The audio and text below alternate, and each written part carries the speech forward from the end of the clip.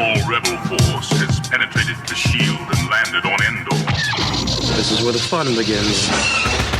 A long time ago, in a galaxy far, far away. This is Rebel Force Radio. Your source for the Force. Star Wars news and commentary. With Jason Swank and Jimmy Mack. I've seen Star Wars 500 times. Star Wars #1! This station is now the ultimate power in the universe. I suggest we use it. Now it's time for Rebel Force Radio. We would be honored if you would join us. Hey, you surprised to see us? I know we said next week was spring break and that we wouldn't have a regular Rebel Force Radio, and that's partially true. It's not a regular Rebel Force Radio podcast. We have something very special for you. And just so you all know, I was just as surprised as you all when Jimmy Mack rang me up and said, hey, I got an idea for a show this week. But no, this is a good one. This is, I guess you could call this sort of from the vault, from the RFR vault. We have some really fun things for you to listen to, including for the very first time ever, we've got Mark Hamill's full panel from the first Star Wars celebration in Japan back in 2008. As you recall, Jimmy Mack was there, along with some other friends of the podcast in the day, and the microphones were there as well, and we were able to capture the entire panel. So you're really going to get a taste of what it's like to hear a Star Wars celebrity at a celebration in Japan, where you have that kind of stilted type presentation with the translator and all of that. So if you're going to miss out on Star Wars Celebration this year, this will really give you a taste of what that is going to be like. But there's also a lot of really good stuff. It's a bit of a time capsule. Again, this is Mark Hamill in 2008, 4 years prior to the Disney acquisition. So a very different kind of Mark Hamill interview back there at Star Wars Celebration Japan. Plus, also, as we're taking things out of the vault, we're going to take a couple of segments out of our Rebel Force Radio Patreon exclusive podcasts and have them out here for everybody to hear. Plus, including, we're going to be looking at the dark side of the Force with Scott St. Louis from an episode of Q&A, and Ash from England will be presenting us with a General Grievous quiz. So definitely a deep dive into the history of, I think, a very important Star Wars character who we don't know a lot about, at least not in screen mode as Star Wars storytelling goes. We know a lot from the comics and the novels, but not a whole lot on the screen. So that and a whole lot more here on RFR, this very special episode with me. And if you're new to the program, introductions could be in order. My name is Jason, and with me, as always, my good friend and yours from Chicago, Jimmy Mack. Hey, Jason. Hey, Star Wars fans. So, yeah, we're on spring break, but we didn't want to leave you guys hanging. We thought we'd give you some good quality Star Wars audio entertainment. So I dug around in the vaults just because I wanted to, I was looking for something that would provide all of the fans who are going to Star Wars Celebration Japan. I know most of them didn't go to the last one in 2008 because there were very few English-speaking people there in 2008. I think a lot of fans considered the idea of traveling across the ocean to Japan to go to a Star Wars celebration was kind of a crazy idea back in 2008. But now the world is a smaller place, and people are banking much more on the experiences. And what better way to experience the great country of Japan than tie it into a Star Wars experience like Star Wars Celebration Japan. So I was at the original one, and I captured, professionally, I must say, this is, I'm not going to be sharing with you guys some crowd-sourced recording with an iPhone or some audio that I pulled from a video that I shot from the audience. This is a professional-grade recording. I plugged directly into the soundboard, and we've never presented it to you before in its complete form. That's Mark Hamill's complete panel from Star Wars Celebration Japan. And it will really give attendees of the convention this year a real solid taste for what it's like to experience a Star Wars Celebration panel in Japan because it includes all the translations and the Japanese fans asking questions and those questions being translated to English for Mark. So it's a really interesting. There was an earthquake that rumbled the entire auditorium while we were sitting there, and the only people who were freaking out were me and Dan Curto. Everyone was Japanese and sitting there still and polite and like, hey, this is just another day at the office. But for flatlanders like me and Curto, we were pooping our pants. So I don't know if you hear any evidence of that happening in the recording, but it's something I think you'll be very interested to hear. It's kind of fun with the Japanese translations too. And the guy who hosted the entire interview he's a really talented guy. He did a great job asking Mark the questions in English, then translating those questions to Japanese for the audience, and then Mark responding to them in English. Then he translates them. It was so much fun.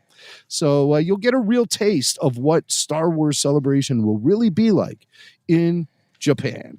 So, and like Jason said, if you're not going to Japan, you'll also get a taste of what it's like, because I think a lot of us will be watching that live stream feed that will be coming from Japan. I don't know how they're going to organize it this year, but we do know that the 3 days of Star Wars Celebration Japan will be available to us via YouTube live and also via highlight packages. So looking forward to that. And looking forward to diving in to our first clip, which will be an exploration of the dark side of the Force with Scott St. Louis.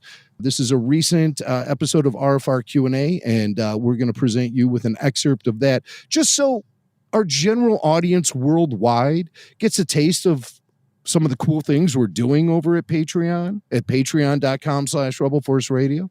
You'll actually get to hear excerpts of some of these Patreon exclusive shows, episodes of RFR Q&A to be exact. So we have a couple great highlights of that, and we're going to get to it all in just a minute. But first, Jason, what are you doing on Saturday, September 6th? Oh, September 6th. Boy, that sounds familiar. What am I doing? Oh, I remember. Yeah, I'm going to be with you at Rancho Obi-Wan for a very special live Rebel Force Radio, something we've been looking forward to doing for many, many years. It's finally going to happen. We're going to be really at Mecca for Star Wars fans. Rancho Obi-Wan, proprietor, of course, Stephen J. Sansweet, the legend, and live podcast with you and me. It's going to be amazing. You, me, and an audience of RFR VIPs and awesome audience members. The museum will be open, the video arcade will be open, and the general store will be open for walkthroughs, and we'll have a lot of fun there. This is a fundraiser, too, by the way. All proceeds are going to Rancho Obi-Wan's initiative to build the Saga Museum, bringing together the collections at the Guinness Book of World Records. Largest collection of Star Wars memorabilia is housed at Rancho Obi-Wan, but they want to put it in a nice public building together with some of the most famous Star Wars collections in the galaxy. They're going to gather their collections together, put it in a public facility, and call it the Saga Museum. So all the funds that we raise for this incredibly intimate and exclusive event at Rancho Obi-Wan is going to help the Saga Museum.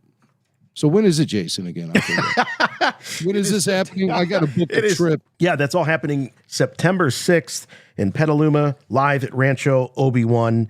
And it really is going to be something that we've done a lot of really fun live shows over the years, Jim. We've done shows at Star Wars celebrations. We've done shows at local bars and eateries and things like that. But I mean, this is really, I would say, at the very top of the list of places where you and I would like to do a live Rebel Force radio show, and just to be within that collection and with Rebel Force radio listeners and Star Wars fans. It is really going to be awesome. Just awesome.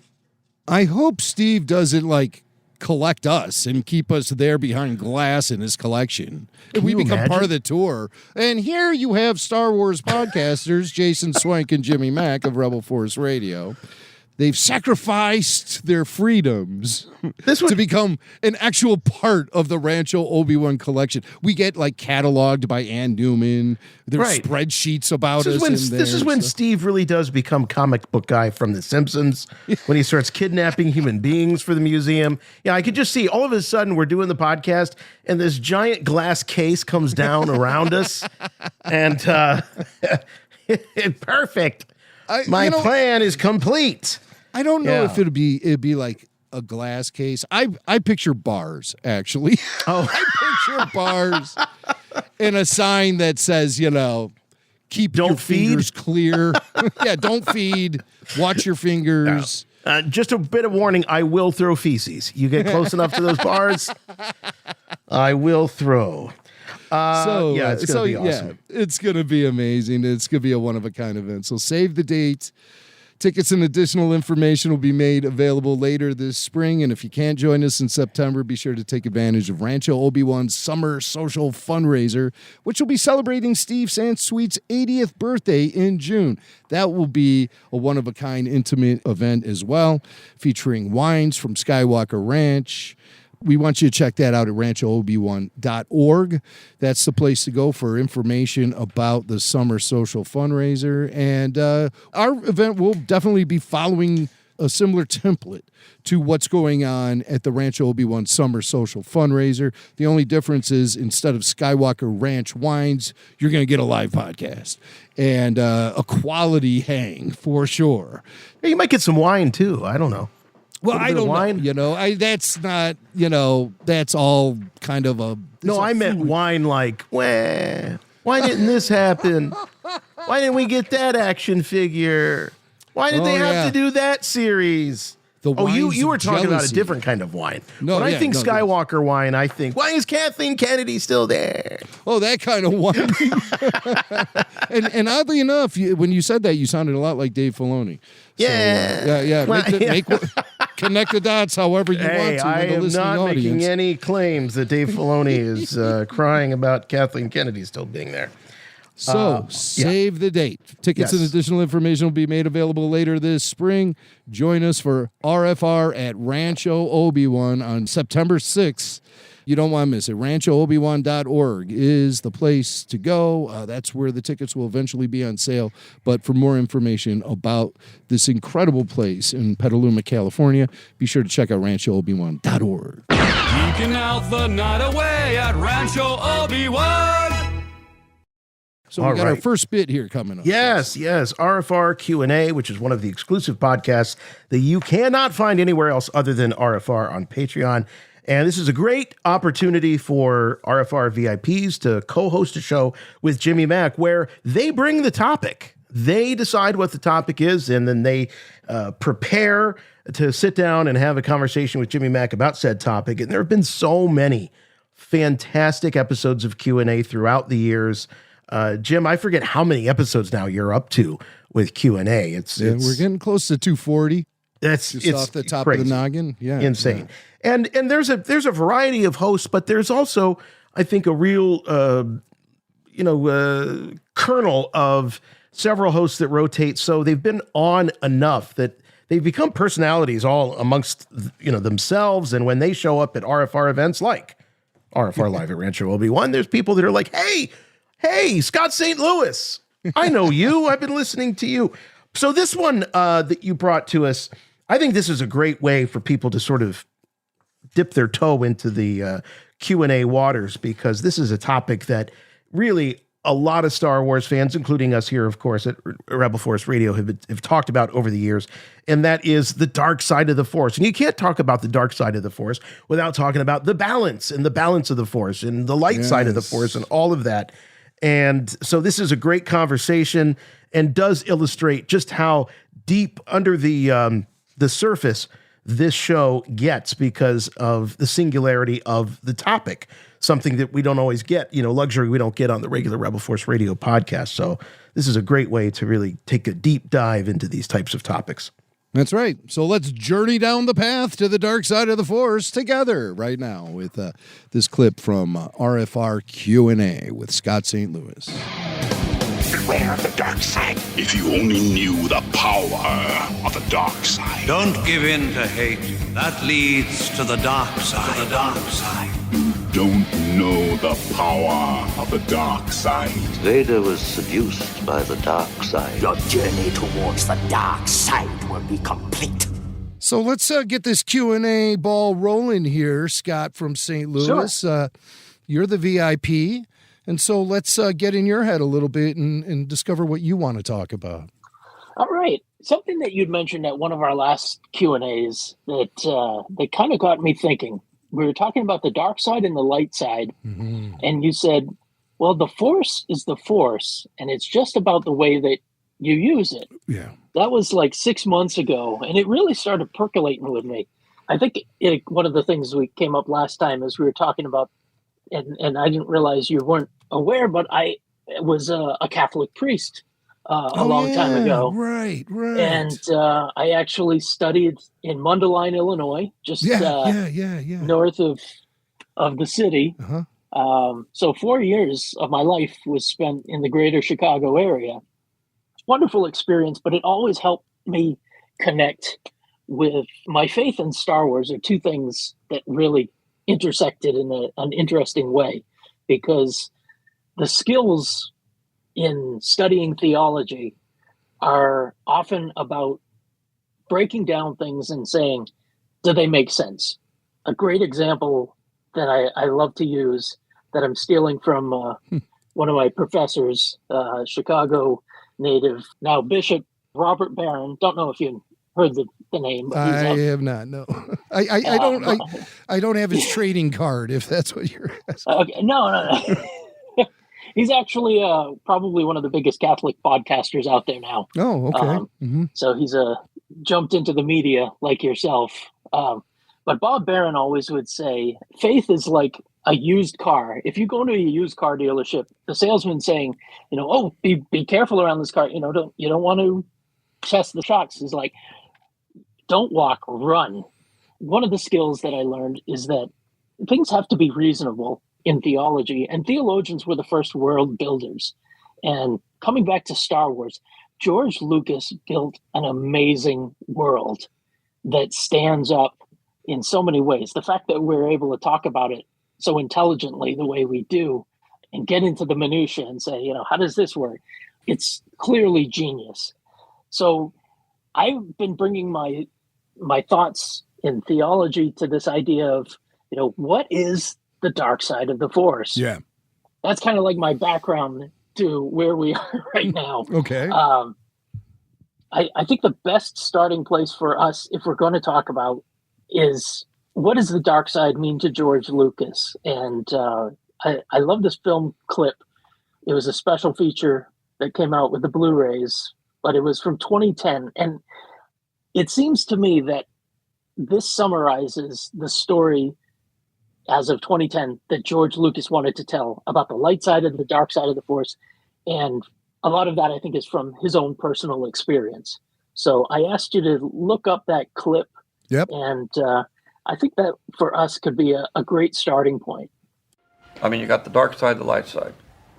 One is selfless, one is selfish. And you want to keep them in balance. What happens when you go to the dark side is it goes out of balance, and then you get really selfish and you forget about everybody, and you ultimately lead yourself, because when you get selfish, you get stuff, or you want stuff. And when you want stuff and you get stuff, then you are afraid somebody's going to take it away from you, whether it's a person or a thing or a particular pleasure, experience. Once you become afraid that somebody's going to take it away from you, or you're going to lose it, then you start to become angry, especially if you're losing it. So let me ask you, Jimmy, your thoughts when you hear this, and the master himself, the maker, George Lucas, sharing what he thinks the dark side is and when things get out of balance. What's your initial take on that? Well, it's kind of interesting. George is saying that selfishness is what fuels the dark side, and really what opens up the path to getting deeper and deeper into hate. It's kind of like being a drug addict, where you're looking for the quick rush. And then when the rush goes away, you need to replenish it. So you have to go out and find whatever it is that's giving you that rush. And a lot of times, as we hear in the news and things like that, there's a lot of violence and criminal activity just based around people stealing or sometimes even killing so they can acquire the drug to give them that rush. But at the end of the day, it's all a very temporary sort of feeling. Whereas if you do something just without needing like the synthetic boost of a drug rush or, a criminal activity, something anti-ethical, if you just live your life and find joy in, a lot of times people who have a lot, they say the best joy they find is from giving and from charitable actions. That's where they find their real joy. That's the light side. The people who have a lot and will do nefarious things to make sure they maintain their ownership of whatever they have, whether it be wealth or power, and they use other means to maintain that, like violence or manipulation. I mean, there's 100 different ways. Even if it appears on the surface you're doing the right thing, you're actually doing the wrong thing because you're being selfish. And selfishness opens up the door to the dark side. That's the best I got. Yeah, and I think that's terrific because that's really the heart of not just what George Lucas is saying, but almost every spiritual practice. That's it in a nutshell. How do you become more thoughtful of other people? That my life is not about me. And when it comes to Star Wars, I don't know that I would have ever put that together just by watching the films, that's the lesson that George Lucas was trying to share with me. And when he says it, it's like it all clicks in for me. It's like, oh, okay. Well, it's something that gets explored much more in the prequel trilogy with the concept of balance of the Force, which is something we never heard before. And the idea of a chosen one and all that stuff. Right. That was never part of the deal with the original trilogy. The original trilogy is very surface level. Good versus bad. Kind versus evil. That sort of thing. And that's how the separation between dark side and light side is determined. But then when you get into the prequel trilogy, you learn that the Force itself can only be maintained by the Jedi and tapped into by the Jedi if there is no pull from the dark side. If there's too much of a pull from the dark side, the whole Force, it shifts out of balance. And then it makes it hard for the Jedi to tap into it. So, I mean, I've always had a lot of thoughts about this, and this particular clip of George Lucas, which is, I believe, is one of the very rare times he actually directly addresses light side versus dark side. Yeah. I think this, this stuff, you really have to listen closely to understand what he's going for here. Because a lot of people misinterpret balance of the Force to be meaning equal side good and equal side bad. And that's not the case at all. That's the exact opposite of what the truth really is. The balance of the Force. And the balance of the Force it has nothing to do with the Sith. Like the Sith, the Sith don't believe in balance of the Force. They don't care about that. But the Jedi do. The Force needs to maintain balance for the Jedi to tap into it. It's part of their doctrine and not part of the Sith religion. The Jedi believe the Force needs to be in balance to access the light side. The presence of the dark side diminishes the Jedi ability to use the Force. Yoda says it. The dark side clouds everything. The Sith don't believe in the balance, nor do they require it. They find the Jedi dogma about dark side, light side, balance of the Force, they find that to be too restrictive. And even beneath them, they're like snobs about it, the Darksiders are, the Sith. The balance of the Force and the Chosen One prophecy means nothing to a Sith or a dark side user. In essence, the Sith don't have anything to do with it. But the bottom line here is the presence of the dark side prevents the Jedi from using the Force to its full potential. When this happens, the Force is out of balance, according to the Jedi and the faith. And that just is an example of how selfish using the dark side actually is because now you're taking away from people to make yourself powerful. It's not science, the whole idea of balance of the Force. That's not a science. It's how the Jedi and the Jedi alone look at the Force. The Sith don't care. Balance is not required of a dark side user because they take whatever the hell they want. In the conversation between Luke and Yoda, is the dark side more powerful? No, quicker, easier, more seductive. Right. By merely tapping into the dark side, it's an abuse of the Force, and it causes lightsiders to have difficulty using it for just purposes. That's why the Jedi need to fight the Sith. Their mere presence robs the Jedi and the galaxy of the light side. They suck it dry. They take what they want.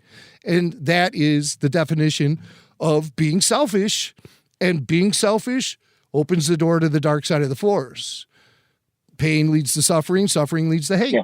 And it all happens in that order, according to George. And you can see, like, in practical, real-world situations, whether it be two world powers going at it or two kids in a playground, you can see where the balance of the Force comes into play if you look at it through the lens of George Lucas.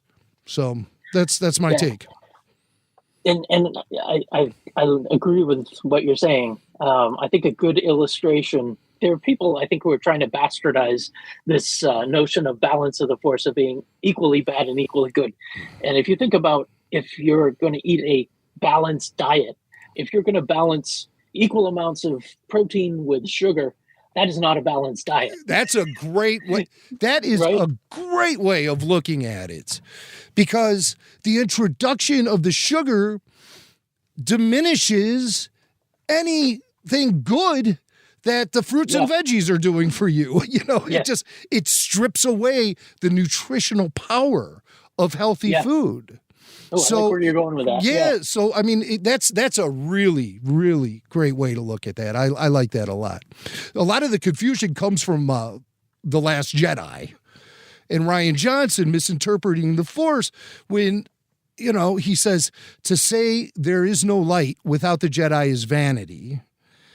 And then, you know, he talks about powerful light, powerful darkness, balance. That's what he says. Exactly. Powerful light, powerful darkness, balance.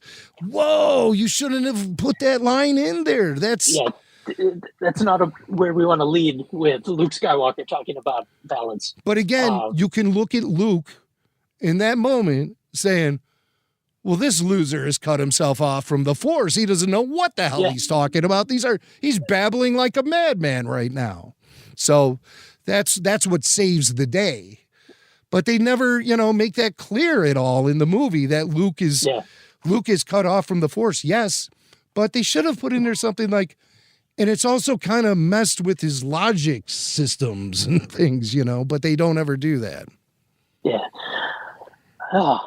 So, let's go back to the clip. A little more of Mr. Lucas. All right, George, take it away. Talking about how we get anger and where it goes from here. That anger leads to hate. And hate leads to suffering. Mostly on the part of the person who's selfish. Because you spend all your time being afraid of losing everything you've got. Instead of actually living. Where joy, by giving to other people, you can't think about yourself. And therefore there's no pain. But the pleasure factor of greed and of selfishness is a short-lived experience. Therefore, you're constantly trying to replenish it. But of course, the more you replenish it, the harder it is to, so you have to keep upping the ante. You're actually afraid of the pain of not having the joy. So that is ultimately the core of the whole dark side, light side of the Force. And everything flows from that. Obviously, the Sith are always unhappy. So in that clip, he was just, I think, reiterating what we were talking about, is that it's the fear of losing stuff. It's that desire to control and to hold on. Man, this makes so much sense to me. I remember when I first heard this, when it came out with the Blu-ray set, I was just like, yeah, that's the lesson of both Anakin Skywalker, but also I think the lesson that George Lucas has learned as well. You know, he's a ridiculously wealthy man, and he walks around in his jeans and his flannel plaid because he's learned this. You know, it's and I like to think when his relationship with his wife, his ex-wife, Marsha Lucas, maybe there was some of that going on for him as well, of trying to hold on, try to control, maybe that going both ways, and realizing that, it's something went off the rails. I like to think, I don't know. Maybe George wasn't trying hard enough, I think, to hold on to her. And that's because he's steeped in the light side and figured, well, I can't control her. She's going to run off with the guy who's putting in the stained glass dome ceiling in my library, and while I'm off making Return of the Jedi, and he's that's gonna. I mean, I can't control what other people do, so I'm just gonna say sayonara to her and erase her from history. That's how George does it. Yeah. I don't know how light side that is either, but it's his narrative. It's his narrative. So, and a learning experience, I'm sure, of trying to hold on to stuff and fear of losing it. And it probably discovered he wasn't happy in that. Yeah. It wasn't what gave him the joy and happiness of making movies and building his empire. I think when we look at the life of George Lucas, when he really starts like most of us, right? It's when we have children and we realize, wow, our life isn't just about making money and acquiring stuff. Yeah. Well, right now, George is really working hard to cement his legacy as well with that museum. And it was just announced that the CEO of the museum has stepped away because George has decided to be much more hands-on with the museum now that it's getting closer to completion. And he wants to be the guy in charge of the content. And so basically they're taking the CEO position and splitting it in half. And so George brought on some guy who worked at 20th Century Fox then to become the CEO, while George is the other half of the equation on the creative side. So we'll see how that works out. The museum is set to open in 2026. But that's what George is doing now. He's really trying to solidify his legacy and build something for future generations based on all the work he's done. He's beyond, I think, the point of trying to hold on to anything or he solidified. He put everything right in the place where it needs to be for a guy like him in his 80s who is thinking about future generations having the ability to access his stuff. That's what's happening right now. So yeah, he's beyond all of that now. Now he's taking what he has and he's creating it a sort of a thing where it can be shared now. So I mean, there is a real light side element to that, I think. Yeah, I agree. And and it's interesting because the dark side that wants to control and is always going to be there, but it's how do you temper that, right? Well, you see where I'm going? You know, if George Lucas stumbled upon a warehouse filled with Norman Rockwell originals and things like that, his dark side might come up to the surface a little. I have to have it. You know how those guys are. I must have it. So in that case, he'll do anything in his power to acquire. But I mean, you can't just be passive your whole life. You have to build things around yourself. And it's real interesting too when you talk about protecting what you have. It's interesting because in Empire Strikes Back, Yoda clearly says that you can only use the Force for knowledge or defense. Never for attack. Yes. So George is saying, it's the dark side to want to hold on to everything you have. But I don't think that diminishes the idea of protecting what you have. Right. as far as a form of defense against an attack or a thievery or whatever. So there are loopholes, There are loopholes, but what Yoda says to me is gospel, and Yoda says, use the force for knowledge and defense, never for attack. So you can defend what you have. But I think George is just saying, again, I use the drug addict thing as a way of kind of painting the Darksiders as being, they're never satisfied. They always need more. Right. And whatever they get, it's always temporary. So they have to keep chasing it, they have to keep chasing it. That's the path to the dark side, because after a while, you'll do anything to get that brief and temporary buzz. And that becomes the entire source of their motivation and everything. They lose everything, some drug addicts, all because of that temporary rush. Now that's the dark side. Okay. Yeah. All right. How about if we keep moving? Because I think now is when George Lucas starts talking about the Sith specifically, and how they're too. Obviously, the Sith are always unhappy because they never get enough of anything they want. Mostly their selfishness centers around power and control. And the struggle is always to be able to let go of all that stuff. And of course, that's the problem with Anakin ultimately is you're allowed to love people, but you're not allowed to possess them. And what he did is he, fell in love and then married her and then became jealous. And then he saw in his visions that she was going to die. He couldn't stand losing her. So in order to not lose her, he made a pact with the devil to be able to become all-powerful. I am becoming more powerful than any Jedi has ever dreamed of, and I'm doing it for you. But of course, when he did that, she didn't want to have anything to do with him anymore. So he lost her. Anakin, you're breaking my heart.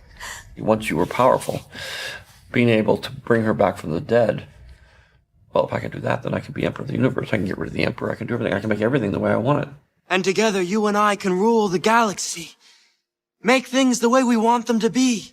And once you do that, you'll never be satiated. You're always going to be consumed with this driving desire to have more stuff and be afraid that others are going to take it away from you. And of course they are. Because every time you get two Sith together, you have the master, you have the apprentice, and the apprentice is always trying to recruit another apprentice to join with him to kill the master. Luke, you can destroy the Emperor. He has foreseen this. It is your destiny. Join me. Together, we can rule the galaxy as father and son. And the master knows that he's basically everybody below him wants his job. Fulfill your destiny and take your father's place at my side. Only way to overcome the dark side is through discipline. The dark side is pleasure, biological, and temporary, and easy to achieve. The light side is joy, everlasting, and difficult to achieve. The great challenge. Must overcome laziness, give up quick pleasures, and overcome fear, which leads to hate. Amen. Now let us pray. All right.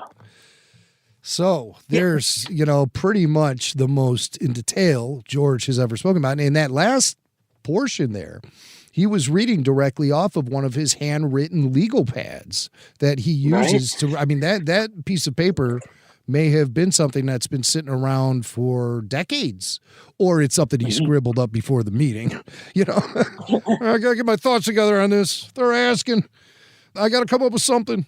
But it's interesting when you think about how George walked away from Star Wars and he sold the company and all that, and to hear him talk about the light side, the ability to give something up, to give something away. That clip, what I keep taking from that, from myself, I remember when I heard it, is this idea that the Sith are all about power and control. From a psychological perspective, the outside looking in on the Sith must be the loneliest people, because their relationships are all about controlling, all about getting what I want.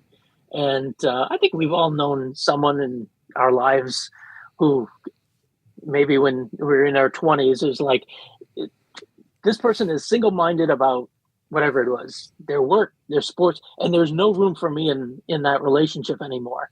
You hope that they come around. And I know even in my own life of having those moments where we fight the selfishness and the generosity, but the Sith are completely about selfishness. And at some point, there's no room for anyone else if your life is that selfish. And it strikes me as this is a great all or nothing presentation of what evil is. You know, it's not that Darth Vader is a really, really bad guy. He's just a really selfish guy. Yeah. And at the end of the day, I think having us able to literally see behind the mask at Return of the Jedi, we see that he's just a poor, Ben Kenobi says, twisted and evil. It's like he's selfish and lonely. The last chance he has to do something good, it kills him. I mean, at some point is Anakin Skywalker going, man, I really messed things up, but at least I was able to save my kid. Mm-hmm. When George was talking about Sith apprentices always looking to take on their own so they could team up and take on the master, this was a concept that, for me, seeing Empire Strikes Back when I was a kid and all that, kind of went over my head about the whole idea of the Sith being selfish. I thought they were like all in on it together. Like Vader was extremely loyal to Palpatine, which is true. But like in his heart, he was really loyal. It was like he would never backstab the Emperor. And when Star Wars was released on home video, Empire Strikes Back, he never says, let's team up together and kill the Emperor. He never says that to Luke in those kind of terms. He says, the Emperor has foreseen you can destroy him. He goes, join me together. We can end this destructive conflict and bring order to the galaxy. But he never says, join me so we can kill the Emperor and take over the Empire. So I never really, that part just went right over my head for years and years. It wasn't until Empire came out on home video when he said, the Emperor senses you can destroy him. And I was like, whoa, wait, what? Stop. And then I was like, Vader is telling him they need to team up to take out Palpatine. I didn't see this coming. I just really burned into my brain that Vader and Palpatine were always in lockstep with each other until the end, when Vader did eventually turn on him. But the foreshadowing for that turn happens with that line in Empire Strikes Back. And it just didn't land on me. Maybe I was just immature. Maybe my ears weren't open enough and I didn't realize what I was hearing. I was hearing something, but I wasn't listening, It was like, it was a sort of a revelation to me when I recall, I realized that Vader had been planting the seeds for, to overthrow Palpatine. And it's very obvious in that moment. Yeah, and I think, again, going back to the genius of Star Wars, there's so many levels, right? We can watch this over and over again. Hearing this quote, which was like 30 years after the original Star Wars, and realizing that, George Lucas has created a mythological tale, and at different points of our lives, we get different stuff out of it. I was saying this at one of our bar Zoom groups. I said, for me, Star Wars is like, it works similar to when people read scripture, because it works best when you look at it as either a mirror or a lens, right? So it's like, I can talk about good and evil, but when I look through the lens, of what George Lucas is saying, it's like, I can see my own life in this. Where am I in my own balance between selfishness and selflessness? And we're going to move there. But if we move all the way to the end, you're in deep doo-doo. Wow. Yeah. Right? Good stuff, man. Good stuff. Something. Dark side. Rebel Force Radio. See, that's what I'm talking about. That was a really, really fascinating conversation. I love the point that was brought up about the Force not being balanced by having equal parts light and dark. And that example, that metaphor that came up about nutritious food is not balanced by sugar, by the bad food. That was a really, really, I think, great metaphor, because there is a lot of, I think there's a lot of misunderstanding about balance of the Force. It continues to be an issue of misunderstanding. And Jim, you pointed out that in this clip that we just listened to, that a lot of that has to do with The Last Jedi and some of the things that Rian Johnson was saying through the mouth of Luke Skywalker. Yeah, that sucker really knocked the whole saga right off the rails, didn't it? But, you know, I mean, you can interpret it any way you want. And my way of interpreting it is that, like, Luke lost his marbles when he cut himself off from the Force and was capable of babbling nonsense from time to time. So that's how I explain. That's your headcanon. That's my headcanon for good old Luke Skywalker. Hey, Mark Hamill's the one who gave us that Jake Skywalker. Yeah, don't get mad at Jimmy. That's a Mark Hamill thing. Rebel Force Radio. Your source for the Force.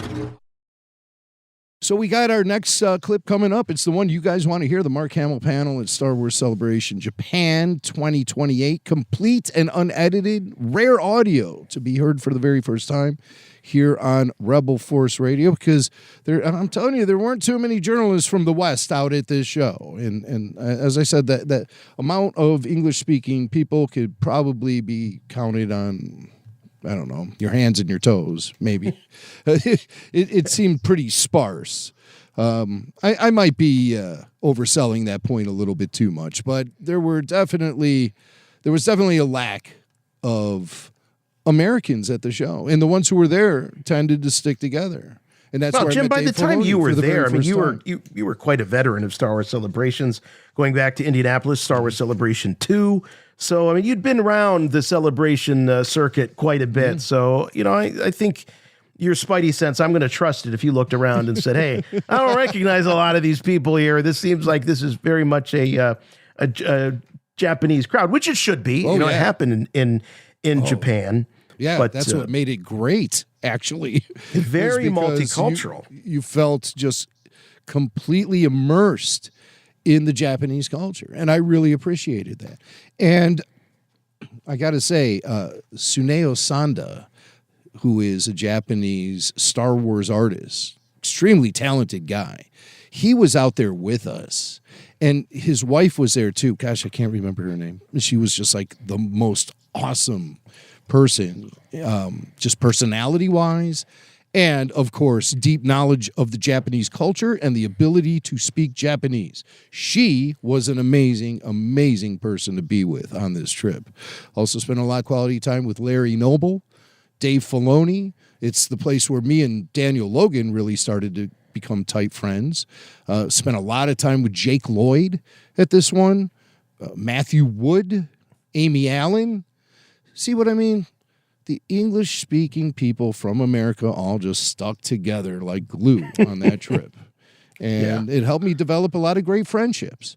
So, I'm looking forward to getting into that. Somebody who else I've developed a really great friendship with via Star Wars over the years is, you've heard us talk about this guy on the show for, I don't know, a decade and a half, Christian Macht, the director of the Star Wars documentaries, The Force Among Us, The Force Within Us, and The Force Upside Our Heads. That's the third part. I don't think he's done that one yet.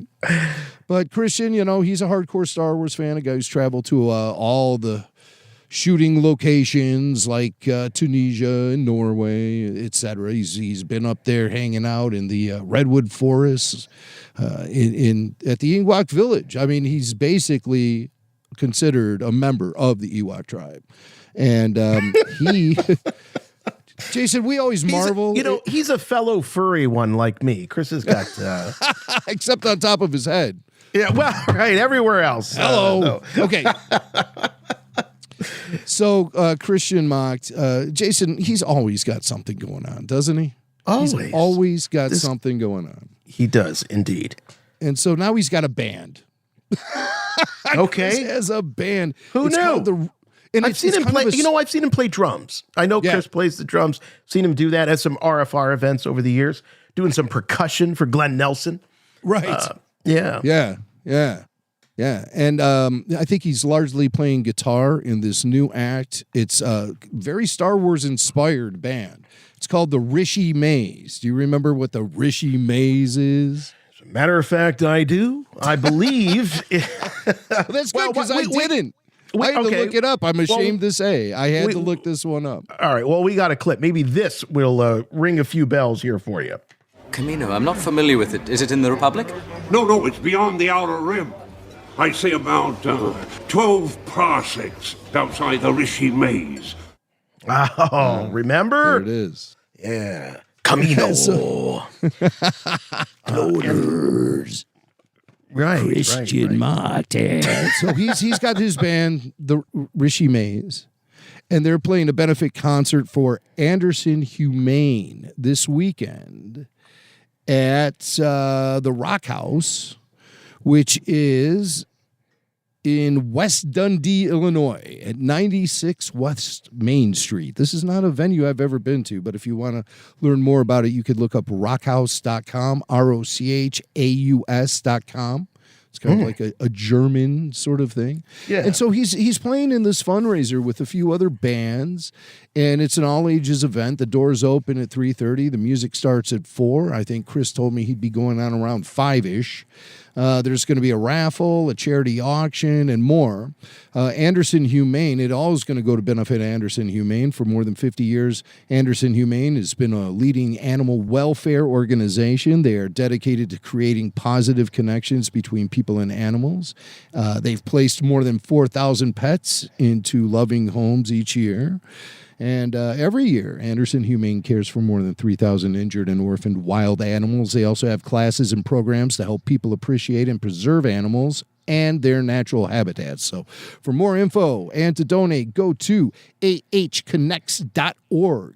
And be sure to come out this Sunday, March 30th, to Rock House in West Dundee, Illinois, and check out a bunch of bands, including the Rishi Maze, around 5 o'clock. So, and tickets are only $10. It goes for a good cause, and it should be a great one. So that's a great name for a Star Wars band, because if you're going to name yourself after Star Wars, because it's a deep cut. It's a real deep cut, and it's a if you know, you know kind of thing. And even if it wasn't related to Star Wars at all, Rishi Maze just sounds cool. Just sounds cool. It sure does. It sure does. So, Jason, let's get into the main course, let's just say. This is the Mark Hamill panel at Star Wars Celebration 2008. This is, like I said, very rare audio. This is my personal recording that I made myself. I plugged directly into the soundboard. I worked the levels myself and recorded this entire panel. And this is the first time ever you're going to hear it. So this is from day 2 of Star Wars Celebration Japan, featuring all the Japanese questions and translations. And we're releasing it for the first time ever, so fans will have an idea of what to expect from the upcoming Star Wars Celebration Japan panels. So that'll be happening. When is Celebration Japan? Celebration Japan happens to be April 18th through 20th. 18th through 20th. Another 3-day event, just like the original one was. At the Makuhari Messe Convention Center. Is that the same one? Yep. In Chiba, Japan, just outside Tokyo. And what a wild and crazy place that is. Gosh, I miss Japan and would go back in an instant, but it just ain't in the cards for RFR to make this trip. Believe me. So, but we're happy to be here to present you with some flashbacks, and we'll be more than up for covering Star Wars Celebration Japan when it happens next month. So we've been making plans for that. We want to give you guys the most complete coverage we possibly can from the Midwest. From the Far East to the Midwest. That's how we roll here on Rebel Force Radio. Perfect. So let's dive right into the what was the name of that venue? This is the Makuhari. Easy for me to say. Makuhari Messe Convention Center. So we'll go back July 2008, and here is the Mark Hamill panel. Good afternoon. And welcome to Star Wars Celebration Japan. 皆さん、こんにちは。Star Wars Celebration Japan にようこそ。私はこのメインステージの司会を担当させていただきます。グレッグ・アーウィンと申します。どうぞよろしくお願いいたします。さて、お待ちかねのゲストをお迎えしましょう。But I was going into Toshi Station to pick up some power converters. I can't get involved. You gotta help her. R2! Don't do that. Yoda. I'm Luke Skywalker. I'm here to rescue you. You will bring Captain Solo and a Wookiee to me. But it's a whole nother year. No! Young Skywalker. He's my father. I'll never turn to the dark side. I want to come with you to Alderaan. There's nothing for me here now. I want to learn the ways of the Force and become a Jedi like my father. Ladies and gentlemen, please welcome to Japan the original Luke Skywalker, Mr. Mark Hamill! Hello. まず最初、Can you all hear me? Konnichiwa. Thank you all so much for coming. 皆様おいでくださいました。ありがとうございます。You know, I went to high school in Yokohama. 実はマークさんは横浜で高校を卒業しました。American Gakko in Yokohama. アメリカの学校ですけれども。Yeah. So, I don't know if people know about me. I'm one of 7 children. 皆さんご存知かどうかわからないけれども、7人兄弟の一人でございます。Older brother, older sister, older sister, younger sister, younger sister, younger brother. Did you get all that? I missed that. So you're in the middle. I'm right in the middle. ちょうど真ん中の子供です。And I've been married for 27 years to, she used to be my dental hygienist. 27年間結婚なさってるんですけれども、歯医者さんのアシスタントと結婚なさりました。May the floss be with you. フロスが皆様と共に行きますように。And I have 3 children of my own, 2 boys and a girl. 子供3人います。男の子2人、女の子1人です。Yeah. 1人の子供が後ろにいますよ。I said one child is backstage.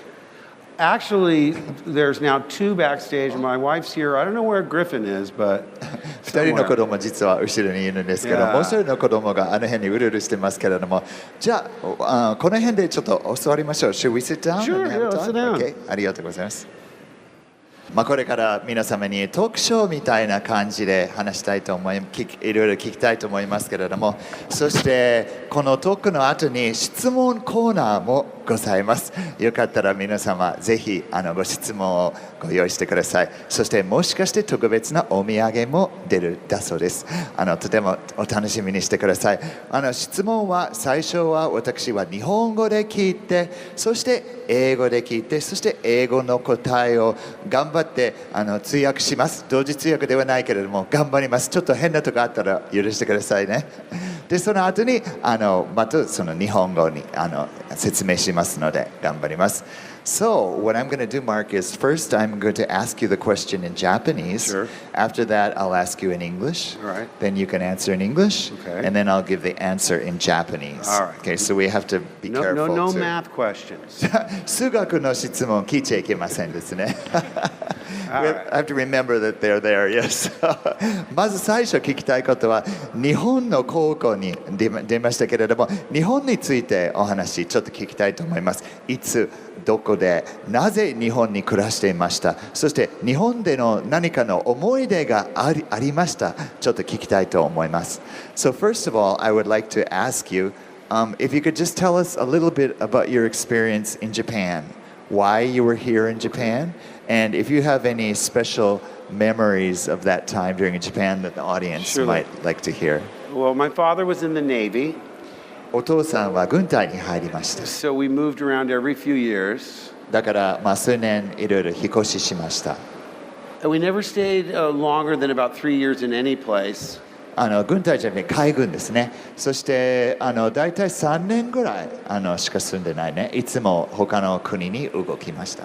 And we were living in Virginia at the time. He was working in Washington, D.C., and he got transferred to Yokosuka. 実はバージニア州に住んでいた時にお父さんがワシントン DC にいまして、そして横須賀の方に転勤なさって、そしてこちらに引っ越するようになりました。And we said, Where's Yokosuka? でその時に横須賀はどこだろうって。They said, well, it's in Japan. Do they have the Beatles in Japan? その時に日本だよって言って、That was my first question. 最初の質問は日本でビートルズはいますか？ビートルズ聞いてますか？ So it was Shows you how old I am, but それ聞くとやっぱり年齢がバレちゃうんですけれども。Do you have any memories of Japan? Yeah, なんか日本の思い出ちょっと聞きたいなと思いまして。One of the things that was great about Japan is that you could go anywhere on the train. You know, you really had total mobility even though you couldn't drive a car. Too young to drive a car. 日本の素晴らしいところがその交通の便なところですね。だから車なくてもどこでも行けること。だから子供として最高でした。So we had great mobility. You get on the train, go to Tokyo. It really increased our independence. You know, rather than being so controlled by your parents, you had all of Japan as your playground. やっぱりすごい独立が強くなりまして、どこでも自分で行けるから親に別に頼らなくてもアメリカに行ったらどこに行ったらご両親は車で乗せなきゃいけないんですけれども、日本の場合は自由に動けるから日本のすべては自分の遊ぶ場所として大変楽しかったです。I went skiing in Bandai. Never been skiing before. There's a big ski resort in Bandai. バンダイというところでスキーも行きまして、初めて日本でスキーをしたんですけれども。No, I loved it. By the time, I mean, I sort of was resentful of having to learn a new culture, but then really embraced it and enjoyed it. And by the time I left, I was sorry that I had to leave. Wow. じゃあ初めて日本に来た時にやっぱり新しい言葉、新しい文化を覚えなきゃいけないその時代、その年齢の時にちょっと嫌だっていう感じだったけれども、やっぱり日本に住んだ後に日本はとても好きになりまして、アメリカに戻った時にとても日本の方に残りたかったんですね。Fascinating. You have done ちょっと先に日本語で聞きますので、テレビにもたくさん出演したそうですが、映画としてはスター・ウォーズが初めてですよね。You've done a lot of television work, but was Star Wars actually your first movie that you appeared in? For theatrical release, I'd done a half a dozen television movies. I'd done, mostly television, but yeah, Star Wars was the first movie that was made for the theaters. たくさんのテレビのドラマとかテレビの映画にも出演されましたけれども、やっぱり映画館に出る映画はスター・ウォーズは初めてだそうですね。And I said, oh, good, this is one of those movies that hardly anybody will see, so I can learn, and if I make any big mistakes, no one will notice.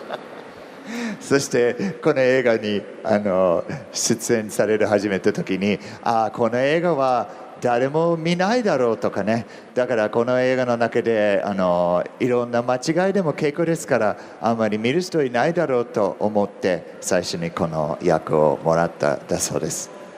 Now, how polite they are, nobody laughed. 皆様あまりにもご丁寧に笑いませんですね。それは冗談でしたけれども、よかったら大きなお笑いにしていただけると、拍手もちょっと手伝ってくれると。I'm kidding, it's a joke. 冗談ですよ。そう、ちょっと冗談でしたけれども。Fascinating. I remember I first saw 私初めてスター・ウォーズ見た時にドライブシアターですよね。昔は車の中でね、アメリカで車の中で映画館に行きまして、そこでポップコーン食べながら見ましたけれども、だからもうマークさん見るとそのドライブシアターを思い出して、もう本当にもうたまらないですね。I first saw Star Wars at a drive-in movie theater. So when I see your face, it just brings back those drive-in movie theaters. They had drive-ins. Yeah, I miss drive-in movie theaters. 昔はそういうドライブシアターがあったんですけど、今はないですね。日本はありましたか？ドライブシアター。のね、統治がないもんですね。それちょっと無理ですね。はい。もしかして千葉で作ろうかな。ね、ディズニーランドの隣とか。Actually, I heard Disneyland in there.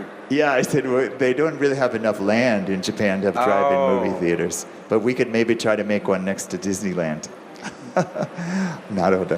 I'd like to ask you a little bit more about Star Wars. Sure. ほとんどの俳優はそのスター・ウォーズの最初の脚本を見たときに理解できなかったとよく聞いたんですけれども、でもマークさんは分かっていましたね、その台本の意味。この映画が成功するっていう自信はどこから来ましたかってちょっと聞きたかったんですけれども。And that most of the actors said that they really didn't understand the script that well, and they thought that the movie might not be as big of a hit as it was, and yet you seem to be, actually, you understood it right from the beginning that it was going to be a success. And I wonder where that came from. Well, because, first of all, I had a background I loved comic books and science fiction and fantasy all my life. いや彼はやっぱりもともと漫画とか SF のこととかそういうファンタジーの物語大好きだったのね、ずっと子供の頃から。And I read it and I thought one of the things that was great about it was wonderful fantasy entertainment, but it had a great sense of humor. It didn't seem a lot of science fiction is very serious and ponderous. This seemed more like of a fairy tale. You know, you had a farm boy, a wizard, a princess, a pirate. こちらの方は普通の SF のストーリーはこれ始まる前にとても真面目なシリアスなものが多くて、でもこちらの方スター・ウォーズを読んだ時にやっぱりコメディがいっぱい入りまして、そしてある意味でおとぎ話のように海賊もいまして、お姫様もいまして、いろんなキャラクターがいましたので、こっちの方が絶対成功するだろうと思いました。So I said, this is hilarious. If they do this right, the way they wrote the script, if they make the movie right, I can't see how it could be anything but successful. だからもうこの脚本を読みまして、これは絶対受けるだろうなと思って、もしこの映画は正しく作れば、これは成功するのは間違いない。絶対成功しますと思いました。And I said, this thing's going to be more popular than Planet of the Apes. I was talking about the ones with Charlton Heston. Planet of the Apes というチャールトン・ヘストンの映画がありましたけれども、その頃はその映画は大変人気でしたけれども、このスター・ウォーズの映画はもっともっと人気になるだろうと思いました。So I was the one that, from the get-go, was telling Harrison and Carrie, I said, this thing's going to be a winner. Because they kept saying, do you think we're going to make part 2 and 3? Because you have to make the first one a success. And I said, for sure. ヘルソン・フォード様とケリー・フィッシャー様と一緒に出演されたんですけれども、やっぱりそのヘルソンさんとケリーさんがずっとなんか不安がありまして、この映画2番と3番出るんだろうなと、どうでしょうかっていろいろ彼に悩みの話聞きました。でもやっぱりマークさんは最初からこの映画は大成功と思いました。But they didn't believe me. They thought I was crazy. でもみんなマークはちょっと狂ってると思ったんですけれども、そうでもないみたいですね。世界中でルーク・スカイワーカーとして知られていますが、それは良いことですか、それは大変なことでしょう。ちょっとそれも聞きたいと思いましたけれども。You're known worldwide now as Luke Skywalker. Well, of course, to a lot of our audience here. And is that a really good thing, or is that a difficult thing at times as well? How has that been for you? It's like anything in life. There are positives and there's negatives. 人生はすべてそうでしょう。いいこともある。もうちょっと悪いこともありますね。But you know, I've always had fun with it. I'm always amazed to be reminded that people still care about it. You know what I'm saying? It's because it's not something I deal with every single day, and then it takes an event like this where you're just awestruck at how much passion people still feel for that. やっぱりこの「スター・ウォーズ」に出られてずっとなんか楽しんだ気持ちで心の中に持ってます。毎日彼は「スター・ウォーズ」のことは考えてないんですけれども、こういうようなイベントに出るとお客様はこんなにいらっしゃるとか、こんなにまた興味を持つこととか、熱狂的なファンはまたこんなにいらっしゃること、いつも彼はちょっとなんかびっくりしますね。Yeah, I'm sure.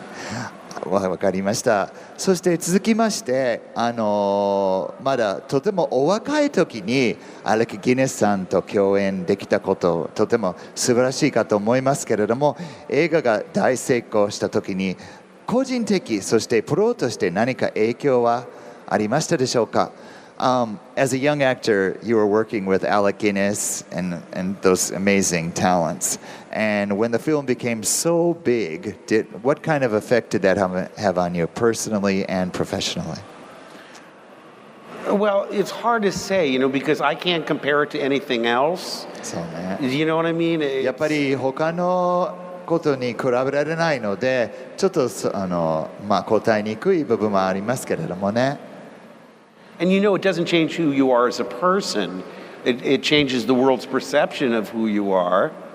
It's funny that you mentioned Alec Guinness because he was a really wonderful, he didn't disappoint in terms of being a wonderful mentor and just as nice as could be. I miss him every day and we never stop corresponding.